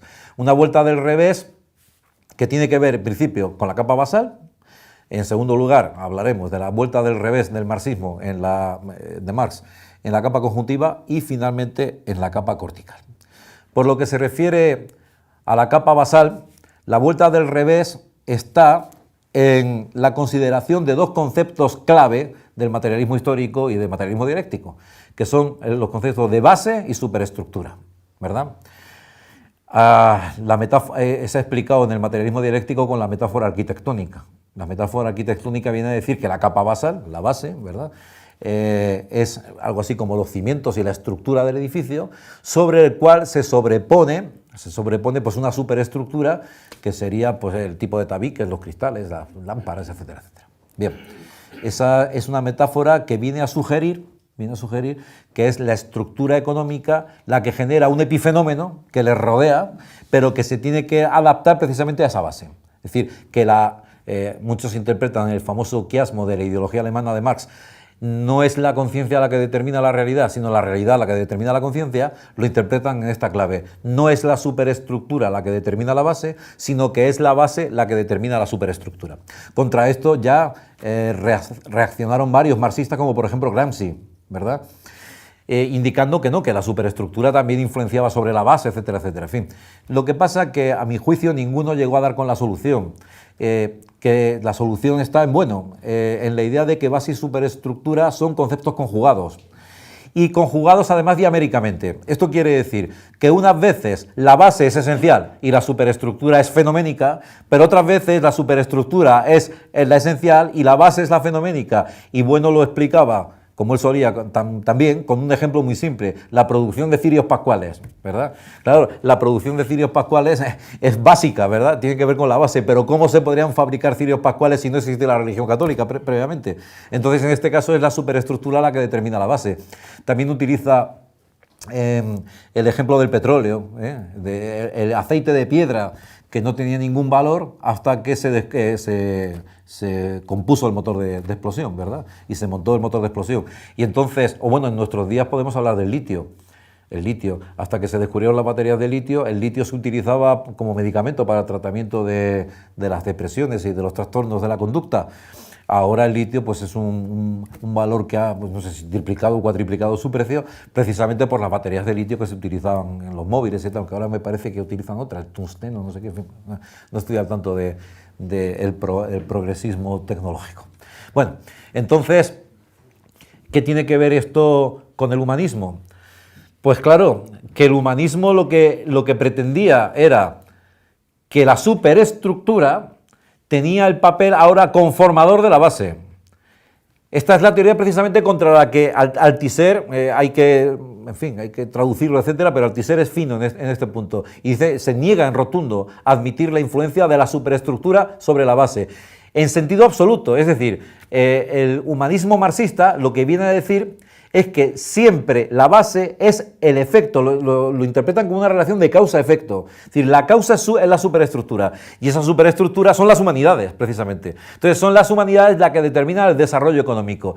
Esto se ve claramente, por ejemplo, en los artículos escritos por Sánchez Vázquez, que hace poco tuve yo una discusión con unos profesores cubanos, precisamente, en torno al humanismo de Sánchez Vázquez, y es prácticamente un mantra que están repitiendo hoy en día los marxistas cubanos, una vez que se ha desmoronado la Unión Soviética, como no saben dónde meterse, pues están como pidiendo auxilio, ¿verdad? Y entonces han visto en este humanismo, que en el fondo es la socialdemocracia, ¿verdad?, han visto un modo, por lo menos, de salir del atolladero, o eso creen ellos, a mi juicio erróneamente, pero eso creen ellos.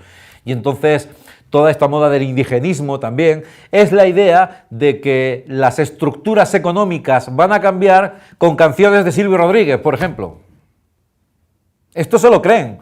Y entonces se reunieron en La Habana, ustedes lo recordarán, ahí convocados por el colombiano, por Juanes, ahí fueron Luis Eduardo Aute, Silvio Rodríguez, el Miguel Bosé y no sé cuántos artistas ahí haciendo llamamientos estéticos y retóricos a la paz y al amor, y con eso pues el PIB cubano creció un 20%, por lo visto, ¿verdad?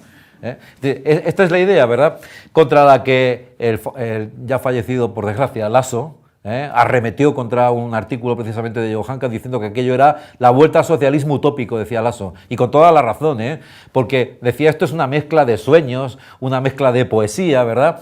Parece que ahora la revolución pues se va a hacer con fragmentos de José Martí, al que apelan una y otra vez, Y entonces con Martí, con Silvio Rodríguez, con Pablo Milanés y con los cantos y con los poemas y con las palomitas al viento, pues parece que el régimen cubano va a entrar en la modernidad económica.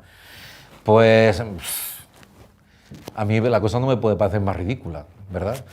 Y además, como he dicho antes, este humanismo iberoamericano lo que está haciendo es saltar por encima de la hispanidad, incluyendo ahí pues el indigenismo, por ejemplo, que es una cosa infumable, que no hay por dónde cogerla, en nombre de la humanidad. Es decir, la humanidad salta por encima, como si México estuviese dado ahí nilo tempore, o Perú, etcétera. Comentaba yo con Gustavo la anécdota cuando estuvimos él y yo en México, con Iván Vélez, un buen amigo, que también ha pasado por aquí varias veces, pues que nos decía un camarero con pinta de indígena, ¿no? En el barrio del Tepito, bueno, vamos a dejarlo, ¿verdad? Va otra vez. Nos decía, no, es que cuando ustedes los españoles llegaron a México, y le dije, para, a México no llegamos los españoles, que México no existía. ¿Qué coño llegamos a México, verdad? Y el hombre se quedó así mirándome y dice, pues va a tener usted razón, ¿eh? Se cayó en la cuenta, no había caído en la cuenta. Porque, claro, parecía que México es eterno, ¿verdad? Como Cataluña es eterna, entonces llegaron ahí los españoles en la Cataluña eterna, ¿verdad? Este tipo de cosas. Bien, entonces, como digo, este humanismo al que están apelando de las superestructuras, ¿verdad? Pues hay que darle la vuelta. No negamos, no niega, bueno, el materialismo filosófico, que la superestructura determine la base, pero no siempre. Esta es la cuestión, que depende, que habrá que analizar diaméricamente en cada caso la situación y, bueno, que, es decir, el materialismo filosófico es algo que, bueno, repetía mucho últimamente. Están las cosas, no son las ideas, ni las conexiones entre ideas, son conexiones entre cosas. Ahora bien, cosas, en tanto que esas cosas generan conceptos y en tanto que esos conceptos pues se entrelazan entre sí y producen ideas. Pero las ideas van a parar a las cosas, es decir, que aquí estamos hablando del mundo y de las cosas mismas, no estamos hablando de teorías. Esta es la cuestión, que se confunde la filosofía con la filología. Entonces, bueno, en teoría, me dicen, en teoría, coño, en teoría y en la práctica, ¿qué teoría? Si estamos hablando de las cosas mismas, ya está. Esta es la fuerza nuclear del materialismo filosófico, es que tiene una teoría sobre la realidad y no sobre lo que debería de haber, no sobre el deber ser, y sobre la poesía y en fin, todas estas cosas. Entonces aquí, la vuelta del revés, que implica en esta vuelta del revés expulsar centrífugamente los componentes humanistas del materialismo histórico, esa vuelta del revés basal implica considerar la relación entre la base y la superestructura con la metáfora arbórea, no con la metáfora arquitectónica. Es decir, considerando que las hojas y los frutos serían la superestructura, el tronco y las raíces serían la base, pero que esas hojas y frutos están implicados en el sostenimiento del árbol tanto o más o igual que las raíces y el tronco. Porque sin las hojas no se puede realizar la función clorofílica, luego no se producen frutos, sin frutos no hay semillas. Entonces, que hay una recurrencia, un circuito lógico, que hay una relación entre ambos conceptos de conceptos conjugados, de manera como cóncavo y convexo, ¿verdad? No podemos pensar en una concavidad que no implique convexidad o un anverso que no implique un reverso. Pues no podemos pensar en una base que no lleve aparejada una superestructura y viceversa. Y entonces aquí el descubrimiento de los conceptos conjugados. ¿Qué pasa? Que se ha perdido. No jodas.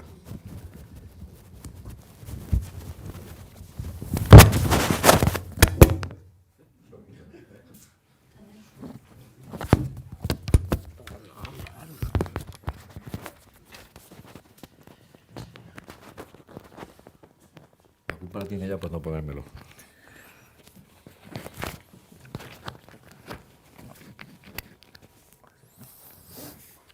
Pero se ha perdido algo, lo tengo que repetir. ¿No? Luego corta todo este episodio superestructural. Bueno, bien. Y decía que la metáfora arbórea, ¿verdad? Que los conceptos conjugados que están en la base de esta metáfora arbórea, pues no son un invento que esté exento ahí por parte de Gustavo Bueno, no son un detalle filológico, ¿verdad? Bonito, de qué bonito los conceptos conjugados, sino que está en las cosas mismas y está precisamente en esta relación basal entre base y superestructura. Bien, por lo que se refiere a la vuelta del revés del materialismo histórico, desde la capa conjuntiva, es decir, desde lo que llamamos el eje circular del espacio antropológico. Bueno, aquí básicamente lo que hay que criticar es lo que decía yo antes, la idea de una clase universal, del hombre como una clase universal, la idea del proletariado industrial. A estas alturas ya causa un poco incluso de risa hablar de la idea del proletariado industrial, es una cosa Increíble, ¿verdad? Bueno, la idea de que el proletariado industrial se va a constituir como la clase universal, ¿verdad?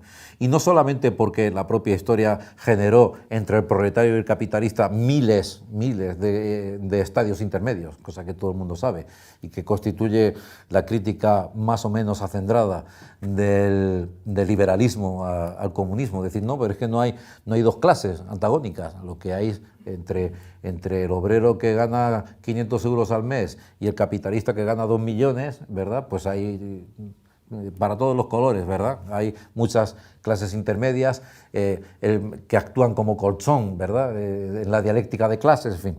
No se trata de eso, se trata de la demolición misma del concepto de clase universal, ¿eh? No se trata, por tanto, de andar aquí con medios tintas. ¿Por qué? Pues porque Marx, según dice Bueno, y con toda la razón, tendió a hipostasiar lo que llamamos los vectores ascendentes, ¿eh? Es decir, en la capa conjuntiva de las sociedades políticas hay dos tipos de vectores ascendentes, donde lo que se llama pues, el concepto mal parido de sociedad civil, pero que viene para efectos prácticos, viene aquí bien. Es decir, el pueblo, la gente, que dicen los de Podemos, lo que quieran ustedes. Pues mediante su iniciativa, mediante recogida de firmas, mediante huelgas, mediante manifestaciones, mediante los artilugios y las instituciones que disponga, pues presiona a los poderes, al legislativo, al ejecutivo y al judicial, mediante iniciativas, etc. Son los vectores ascendentes, pero luego están los vectores descendentes. Marx habría hipostasiado los vectores ascendentes y habría considerado que esos vectores ascendentes estaban llamados históricamente a asumir el rol de una clase universal.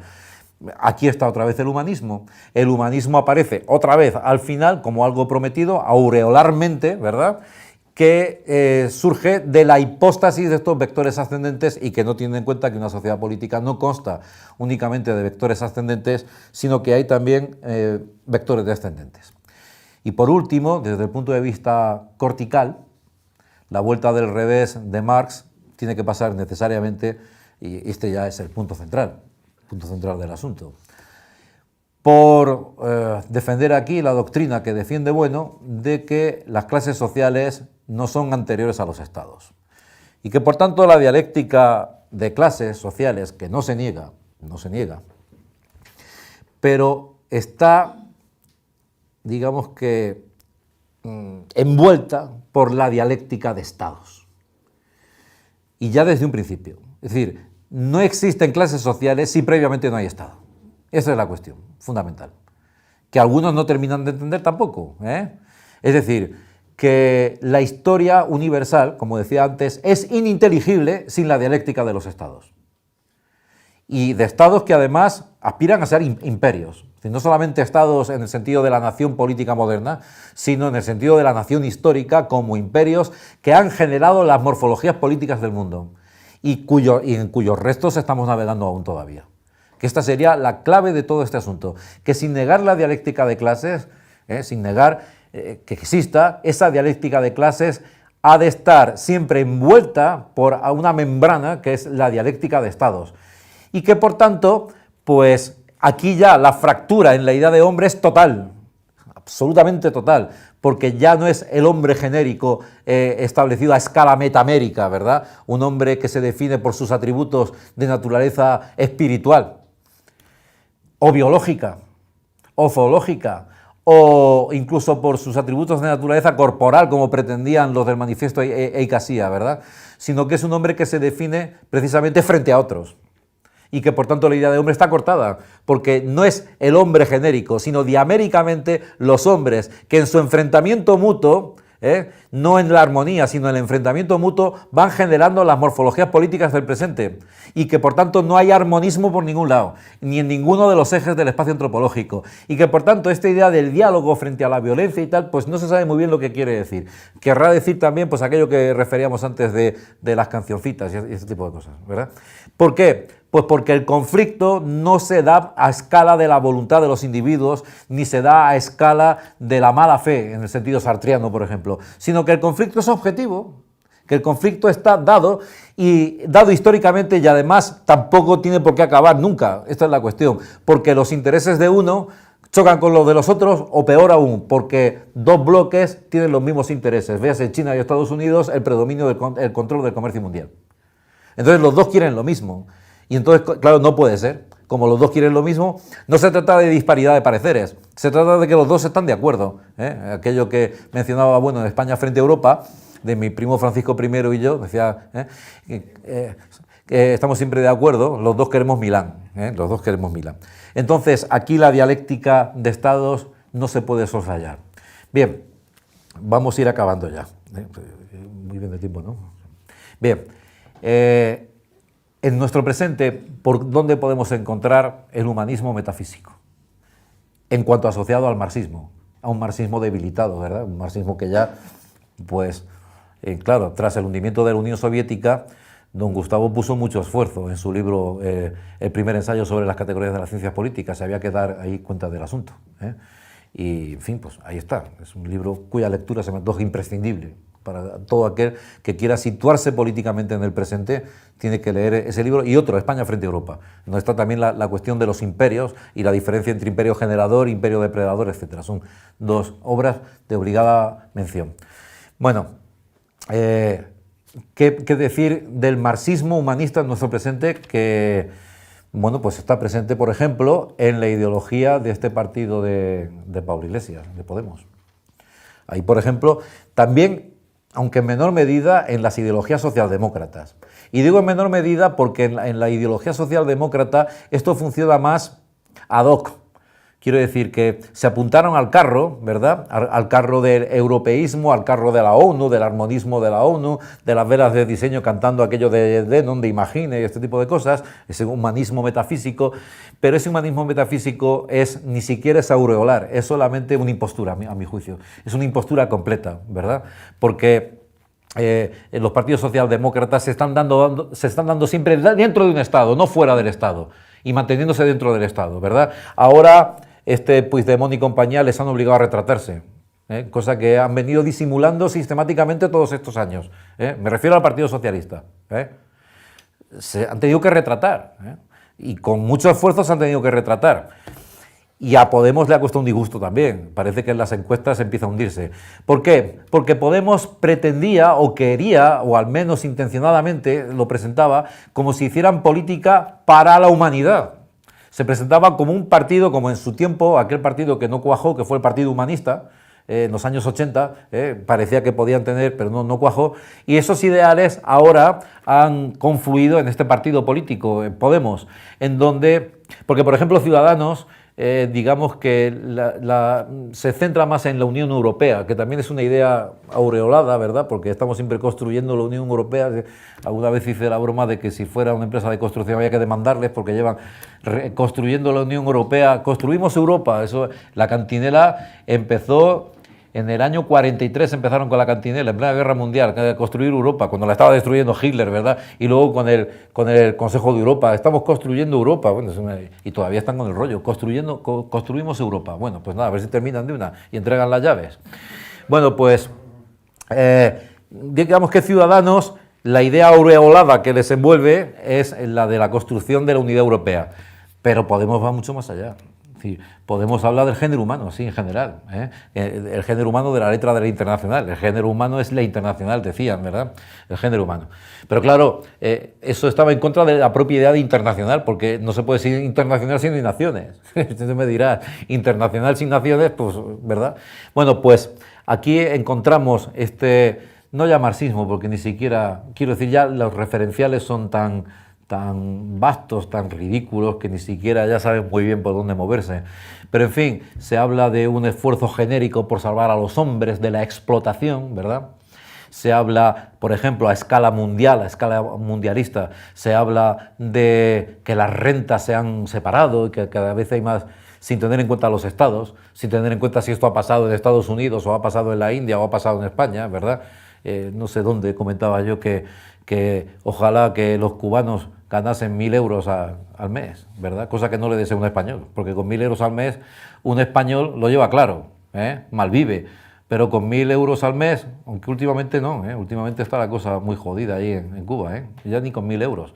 Pero en fin, bueno, al menos cuando yo anduve por allí, con 1.000 euros era poco menos que un potentado. Entonces, ¿qué es esto de que las rentas, verdad? Pues no tiene sentido. Y la política se tiene que ceñir básicamente a estas unidades flotantes que quedan tras la destrucción de los imperios. En nuestro caso, pues esta isla flotante se llama España, y creo que en este sentido la defensa de la nación es importantísima frente a quienes quieren cuartearla, aunque sea en nombre de la Unión Europea o aunque sea en nombre de la humanidad. Y por tanto, el humanismo, en cuanto que fue capaz de intersectar con el marxismo, imposibilita que desde el materialismo filosófico podamos considerar que el materialismo histórico es una verdadera filosofía. Y por tanto hay que, precisamente, insisto en esta tesis central, hay que depurar el materialismo histórico de los componentes humanistas metafísicos que tiene, ya sea en el sentido del humanismo personalista procedente de Kant y de Mounier, ya sea del humanismo metafísico procedente de San Agustín, ya sea todo tipo de humanismo, hay que exterminarlo completamente, sin que esto quiera decir que estemos apelando aquí a una dialéctica de la naturaleza que se pueda entender en el orden científico de los fenómenos, sino que más bien para esto, nosológicamente, nos referimos a la posibilidad de una verdadera filosofía que tiene en cuenta las cosas mismas y que no se detiene en logomaquias ni en verborreas extrañas, como algunas que se han mencionado por aquí, tendentes a decir que si el materialismo filosófico está subsumido en el materialismo histórico o que si las categorías invaden, este tipo de cosas. Que realmente el materialismo filosófico es una disciplina filosófica que pretende influir en la realidad y que pretende diagnosticar la realidad, más allá de marcos teóricos y más allá de oportunismos políticos. Y pues nada, con esto termino y les doy las gracias por su atención.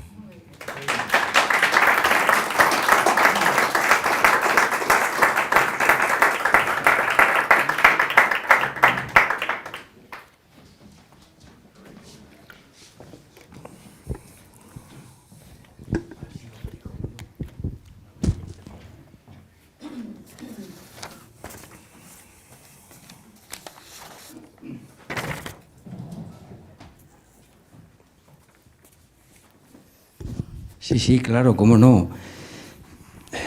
Yo creo que es obligado coger el micrófono para felicitar encarecidamente a Joaquín Robles, ¿no? Porque lo suyo de hoy pues es una, bueno, los adjetivos, ¿no? Lección magistral, trabajo que hay que tenerlo en cuenta porque ha ofrecido aquí unos desarrollos que para mí han sido novedosos y que yo he tomado muy buena nota de ellos y que voy ahora pues a hacer pequeños comentarios, ¿no? Pero bueno, vaya por delante mi admiración, mi sincera felicitación y mi alegría por poder contar otra vez con sus lecciones magistrales, ¿no? Bueno, entonces, de todo lo que ha dicho, que es mucho y valioso, vamos, y a mi juicio, pues, en algunos tramos de su exposición muy original y muy agudo, pues sí que me gustaría ir haciendo algunas apreciaciones, ¿no? Cuando te has referido, por ejemplo, a Kant, ¿qué razón tienes, verdad? Sin duda alguna, vamos. Yo recuerdo precisamente que ese trabajo monumental que yo he tomado como punto de referencia para hacer mis confrontaciones, ¿verdad? La confrontación de 12 tesis del idealismo trascendental con el materialismo filosófico. Lo que has dicho de Kant es que, vamos, sencillamente lo que voy a decir ahora es apuntalar lo que tú has indicado. Precisamente, don Gustavo viene a decir que Kant realiza un giro de 360 grados con respecto a la escolástica, con lo cual, perfectamente lo que tú has dicho, ¿verdad? Bueno, luego, a mí me parece, todo el mundo coincidirá conmigo aquí, que esta clasificación que ha hecho de los manifiestos humanísticos, pues es de primera, vamos, con el análisis breve, pero absolutamente preciso, ¿no? Entonces, apuntar, acaso, para que luego lo pudieras comentar, ¿verdad? Yo, vamos, con respecto a ese humanismo globalizador que se lo atribuyes como su germen a Hitler, yo recuerdo una clase magistral de de Íñigo Ongay, aquí, hace pues un tiempo, no recuerdo cuántos meses, que además de la idea de globalización le atribuyó a Hitler precisamente el amor a los animales, el animalismo, con lo cual, pues, a ver cómo lo incorporaríamos ahí desde la perspectiva que tú has tomado aquí, ¿no? Y el análisis que has hecho del manifiesto Icasias, pues nada, muy agudo. Yo recuerdo que conecté contigo a propósito de lo que les dijiste, porque me pareció extraordinario y muy agudo. Y este reduccionismo del materialismo filosófico a la idea de cuerpo, aquí entre nosotros, y además tú seguro que lo conoces perfectamente, es tomar del cuerpo además una parte, el cerebro, eso es. Y nada, pues decirte qué te parece a ti ese análisis tan agudo que hace Marino Pérez, justamente arremetiendo con el hecho de creer que se es materialista cuando se recurre al cerebro, incluso se hace desde otras posiciones o desde otras perspectivas, no propiamente materialistas, ¿no? Y luego, claro, naturalmente, ¿por qué no? A ver cómo engarzas tú ese humanismo globalizador, ecologista y animalista con la doctrina de la Iglesia, la que defiende Francisco I en su última encíclica Laudato Si, si quieres apuntar algún detalle, ¿verdad? Luego me ha parecido sorprendente este análisis que haces tú de la idea de alienación, utilizando una analogía de atribución con la astronomía, ¿verdad? Sin duda alguna. Pero a la vez indicarte que precisamente esos procesos de alienación pueden ser también interpretados noseológicamente, porque has hecho el análisis noseológico, desde la perspectiva de considerar precisamente lo de Ptolomeo y lo de Copérnico, después lo de Kepler, como cursos operatorios que conducen, de alguna manera, pues a una identidad sintética, y que, por tanto, sin duda, hay que verlo como alienación. Vamos, me ha parecido un análisis brillante, pero ¿qué te parece que también se les pueda considerar como cursos, ¿no?, operatorios de... Luego, por tanto, la idea de mitología, la idea que defiende don Gustavo de mitos oscuros, te has referido al de Adán y Eva y has visto las aristas de ese mito y has dicho finalmente que es oscuro, pero incluso también, como has utilizado la idea de evolución aquí, pues como un mito que oscurece precisamente esa posibilidad de explicar el desarrollo humano desde la teoría de la evolución, claro. Y luego, pues, ¿qué te voy a decir? Que el análisis final que has hecho de la vuelta del revés de Mars, pues me parece que lo tuyo pues es un desarrollo muy interesante a tener en cuenta, precisamente como una novedad, como una, podríamos decir, como una aportación que haces tú muy importante, a nada que la amplíes, ¿no?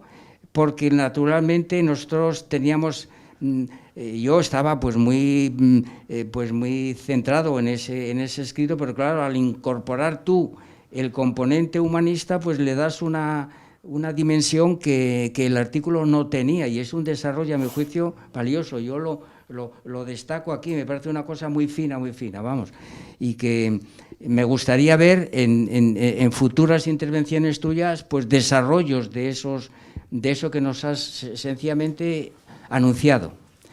Y luego, finalmente, comparto plenamente contigo, y a ver si tú también compartes conmigo, como lecturas obligadas. No podemos confiar en las clases universitarias, pero sí en los centros de educación secundaria, donde tú y yo hemos estado pues peleando, como has dicho tú antes, ¿verdad? Y sigo estando. Eso es. Tú, yo afortunadamente pues ya he pasado a otra situación, pero bueno, aún así, aún se puede mantener esa beligerancia, ¿no?, permanente. Que has citado dos libros fundamentales, el primer ensayo sobre las categorías de las ciencias políticas para origen, desarrollo y cuerpo del Estado. España frente a Europa, la idea de imperio. Entonces habría que añadir, a ver qué te parece, precisamente para completar esta trilogía o esta trinidad, España no es un mito, para la idea de nación. Y bueno, y repetir de nuevo mi felicitación y admiración, y bueno, pues pedirte que a ser posible te veamos con más frecuencia por aquí. Muchas gracias, Joaquín. Gracias a ti, Tomás. Pues muy amable, muchas gracias por tu valoración de mi exposición. Son muchas cosas, ¿por cuál empiezo? Por lo que te parezca. Pues bueno, empiezo por lo último que has mencionado. Evidentemente, claro, es el Estado, el imperio, la nación, ¿verdad? Y falta el tercero para cerrar. Me estaba acordando de aquello de que comentábamos, de que en la Asamblea Francesa dijeron que el lema iba a ser libertad e igualdad, y otro añadió, dijo, no, fraternidad, porque parece que las cosas si no van de tres en tres no se sostienen, ¿verdad? Entonces, pues yo rectifico y agradezco a Tomás agradezco que lo haya dicho. Son 3 los libros que tienen que leer, el primer ensayo sobre las categorías de las ciencias políticas, si no lo han leído, España frente a Europa, y España no es un mito, creo que correcto. Respecto al Papa, bueno, la Iglesia siempre ha sido, bueno, siempre, sobre todo a partir del Concilio Vaticano II, pero bueno, también antes, ha tenido esa vena humanista, claro. Ya he mencionado que quizás este debate ya estaba dado, porque muchos consideran que la Edad Media es como un tiempo de silencio, ¿verdad? Enorme, de 1000 años, en donde todo estaba parado y la gente lo único que hacía era morir y rezar, ¿no? ¿Verdad? Pero claro, en la Edad Media está dado todo lo que después va a seguir, y entonces en la Iglesia siempre ha existido esa teología humanista, ese poner el énfasis en el hombre y en la salvación del hombre, etcétera, etcétera, frente a la teología especulativa. Y naturalmente, pues en las órdenes monásticas, los franciscanos, ¿verdad?, están en la línea precisamente de la defensa del humanismo, incluso del animalismo, etcétera, etcétera. Y este Papa, bueno, este Papa es jesuita, ¿verdad?, pero ha adoptado el nombre de Francisco, precisamente. Entonces, pues por algo será, ¿verdad?, por algo será. Yo, este Papa, pues yo no quiero hacer ningún tipo de valoración de él. Es un individuo que yo creo que lo que más le convendría es quedarse callado de vez en cuando. Sobre todo por comparación con el anterior, ¿verdad? En comparación con la profundidad teórica de Ratzinger en la Carta de Ratisbona o en la encíclica. Bueno, la encíclica la publicó Juan Pablo II, pero ahí suena toda la teología escolástica en la de Fides et Ratio, por ejemplo, ¿verdad? Sin embargo, lo que vende ahora, y la Iglesia Católica tiene que competir en este supermercado enorme de las religiones, ¿verdad? Lo que vende, bueno, los que están vendiendo muy bien su religión son los yihadistas. Los que están vendiendo, pero vamos, a base, la están vendiendo bien. Y entonces lo que vende ahora, pues es esto, es poner el énfasis, por ejemplo, en el doquetismo, ¿verdad?, en la dimensión humana de Jesucristo. Yo veo, por ejemplo, los libritos de religión que llevan los niños, dice Jesucristo es mi amigo, ¿verdad? Coño, menos mal que eres humilde, ¿no? Jesucristo es tu amigo, es increíble, ¿verdad? Y entonces esta idea de que en las clases de religión, por ejemplo, ya no se habla. Yo el otro día, no sé por qué, bueno, sí sé por qué, estaba hablando de la filosofía exenta dogmática y les pregunté qué era un dogma a niños que han estudiado en colegios de monjas, no sabía ninguno. Fueron incapaces completamente de decirme lo que era un dogma. Y le dije, bueno, ¿y un sacramento? Pues tampoco lo sabían. ¿Y entonces qué saben? ¿Qué les dan en clases de religión? Pues la paz, el amor, la hermandad, la fraternidad, el diálogo. Entonces la Iglesia se ha apuntado a esto porque, en fin, tiende a confundirse con el paisanaje. De todas maneras, la Iglesia no es una institución tampoco homogénea, como tú bien sabes, y dentro hay, pues, de todo, ¿verdad? Pero este Papa, que no quiere ser Ratzinger, quiere ser más bien el otro, Juan Pablo II, Wojtyła, y quiere darle un nuevo aire a la Iglesia, es el populismo, ¿verdad?, el acercamiento a la gente, más allá de esta imagen de Ratzinger férrea, ¿verdad?, como un individuo que parece que está dedicado a la especulación, a la doctrina sagrada como ciencia especulativa, ¿verdad? Él quiere dar la imagen de un hombre cercano, todos estos besapiés que hace, este tipo de cosas, ¿verdad? Y bueno, pues nada, habría que ver, en este caso habría que ver qué es lo que hay detrás, realmente qué es lo que hay detrás. Quiero decir que esto yo lo veo pues como el que te está anunciando que su detergente es el que lava más blanco. Te dice, probablemente es el detergente que más blanco lava, ¿verdad? Lo único que probar el detergente, a lo mejor no es el que más blanco lava, pero que es pura propaganda, que tú sabes, salvo que seas un tonto, pues sabes que está vendiéndote el asunto, ¿verdad? Y yo creo que toda esta forma de vender el catolicismo posconciliar por parte de Francisco, aunque a mí me resulta repulsiva, pero igual produce más fieles. Yo lo dudo, ¿eh? La verdad es que incluso eso lo dudo. El otro día leí que desde el Concilio Vaticano II hasta ahora, la Iglesia no ha hecho más que perder año por año fieles, de un modo, vamos, completo. O sea que incluso a lo mejor el que tenía razón era Lefebvre y compañía, y lo que tienen que hacer es volver a dar las misas en latín y de espaldas. Yo iría, si la dieran en latín y de espaldas, iría, ¿verdad? No sé quién dijo, dice, a mí me gusta ir a que den misa a Cataluña. Dice, ¿eso por qué? Dice, porque no entiendo al cura, dice, a lo mejor. Y después yo iría, si la dieran en latín, por lo menos ya presupones que el señor que se ha subido ahí ya ha tenido que aprender el dativo, el genitivo y el acusativo. Y alguna inteligencia práctica se le supone. Porque ahora escuchas cada cosa. Yo, cuando voy, como todos, a la BBC, ¿no? Bodas, bautizos, comuniones, esto que vamos, y decesos, ¿no? Vas a la iglesia.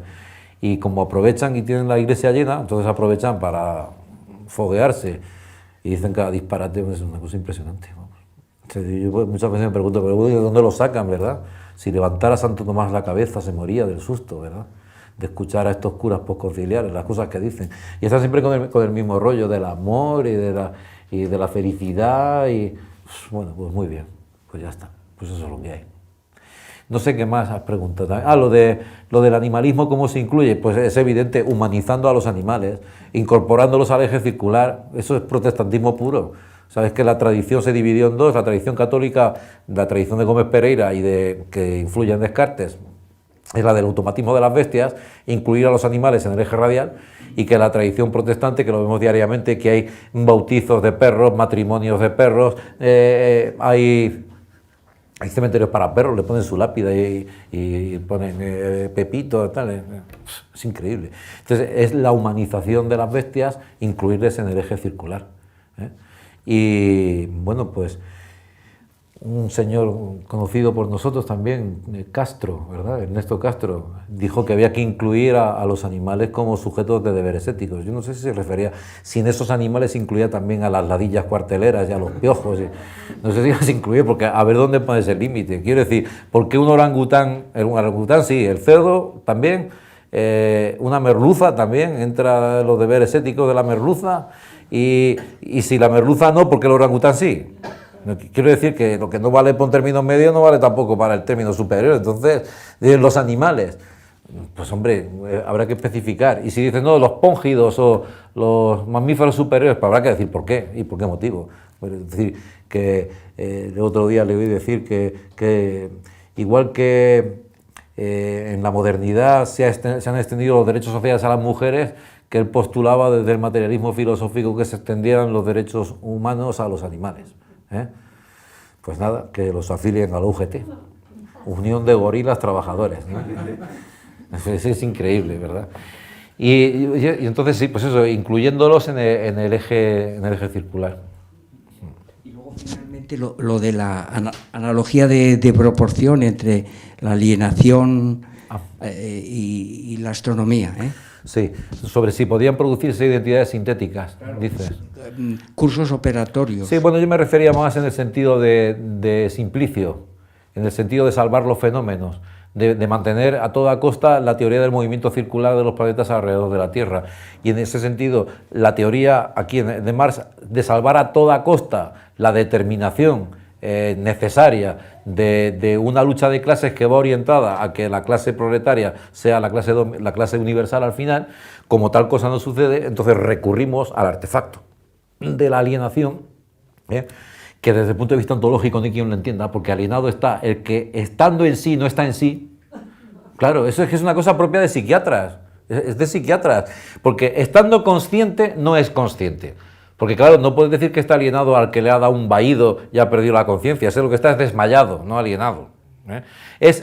Paradójicamente es el que estando consciente no es consciente, Pero claro, eso pues que lo explique un psiquiatra. Desde el punto de vista ontológico, a nosotros esto nos desborda completamente, lo tiene que explicar un psiquiatra. ¿Qué quiere decir eso? ¿Qué quiere? Que estando no estás, ¿verdad? Pues muy bien. Y ya te digo, este ejemplo del pintor que pinta un cuadro, si lo vendes está alienado, pero si no lo vendes se muere de hambre. Entonces, ¿qué haces?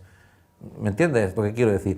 Entonces, la categoría de la alienación se puede poner en relación con esto de Simplicio, de salvar las apariencias de los fenómenos, introduciendo artefactos que no van orientados a producir una identidad sintética, sino más bien a salvar la teoría.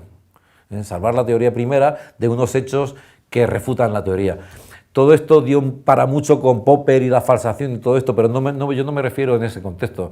Yo me refiero en el sentido en el que, pues, por ejemplo, advertimos que cuando una ley natural no se cumple, tiene que estar controlándose por otra ley natural. Entonces Marx dice, bueno, si esto es una ley natural, una ley de la naturaleza, aunque sea de la naturaleza humana, que se tiene que cumplir deterministamente, como no se cumple es porque tiene que haber otra ley de la naturaleza que esté impidiendo, ¿verdad? Es como la idea de que para este aparato en el que los astronautas simulan estar en el espacio en ausencia de gravedad, se produce en una esfera donde el movimiento centrífugo y centrípeto anula la gravedad, entonces parece que estás flotando en el espacio.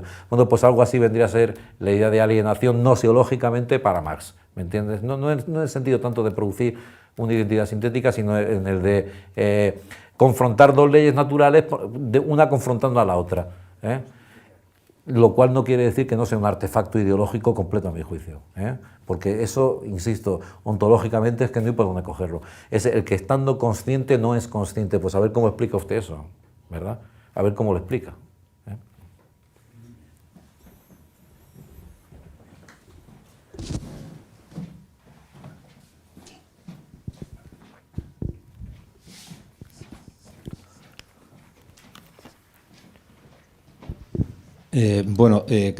Ante todo felicitarte porque me gustó mucho la intervención, incluso algunas cosas específicamente. Por ejemplo, por otra razón yo venía pensando en una cosa a la que te referiste, el quiasmo de Marx, la conciencia y la existencia. La explicación que diste fue muy buena.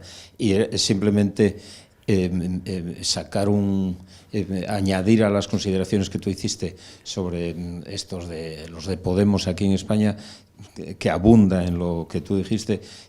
Ayer en televisión he visto un discurso de Pablo Iglesias, que en el atril llevaba el triple lema: nacionalismos, igualdad y fraternidad. Yo creo que va más allá de lo de izquierda extravagante, y ya es otra cosa, ¿no? Eso es nada más. Y si te merece algún comentario, bien, y si no, que se pase a otro. Sí, yo también lo vi ayer, sí, casi me desvelo un poquito y todo. No, bueno, lo de Podemos es que no hay por dónde cogerlo, pero porque no hay por dónde cogerlo, es una cosa increíble. Yo no me explico cómo ha vendido también el producto, y tampoco sé, como decía antes, alrededor del Papa. El Papa también le gusta mucho a Pablo Iglesias, el Papa Francisco también. Pues es que es la plataforma de la humanidad, y ahí, en la oscura noche del humanismo, todos los gatos son pardos. Si te parece, pues lo dejamos así.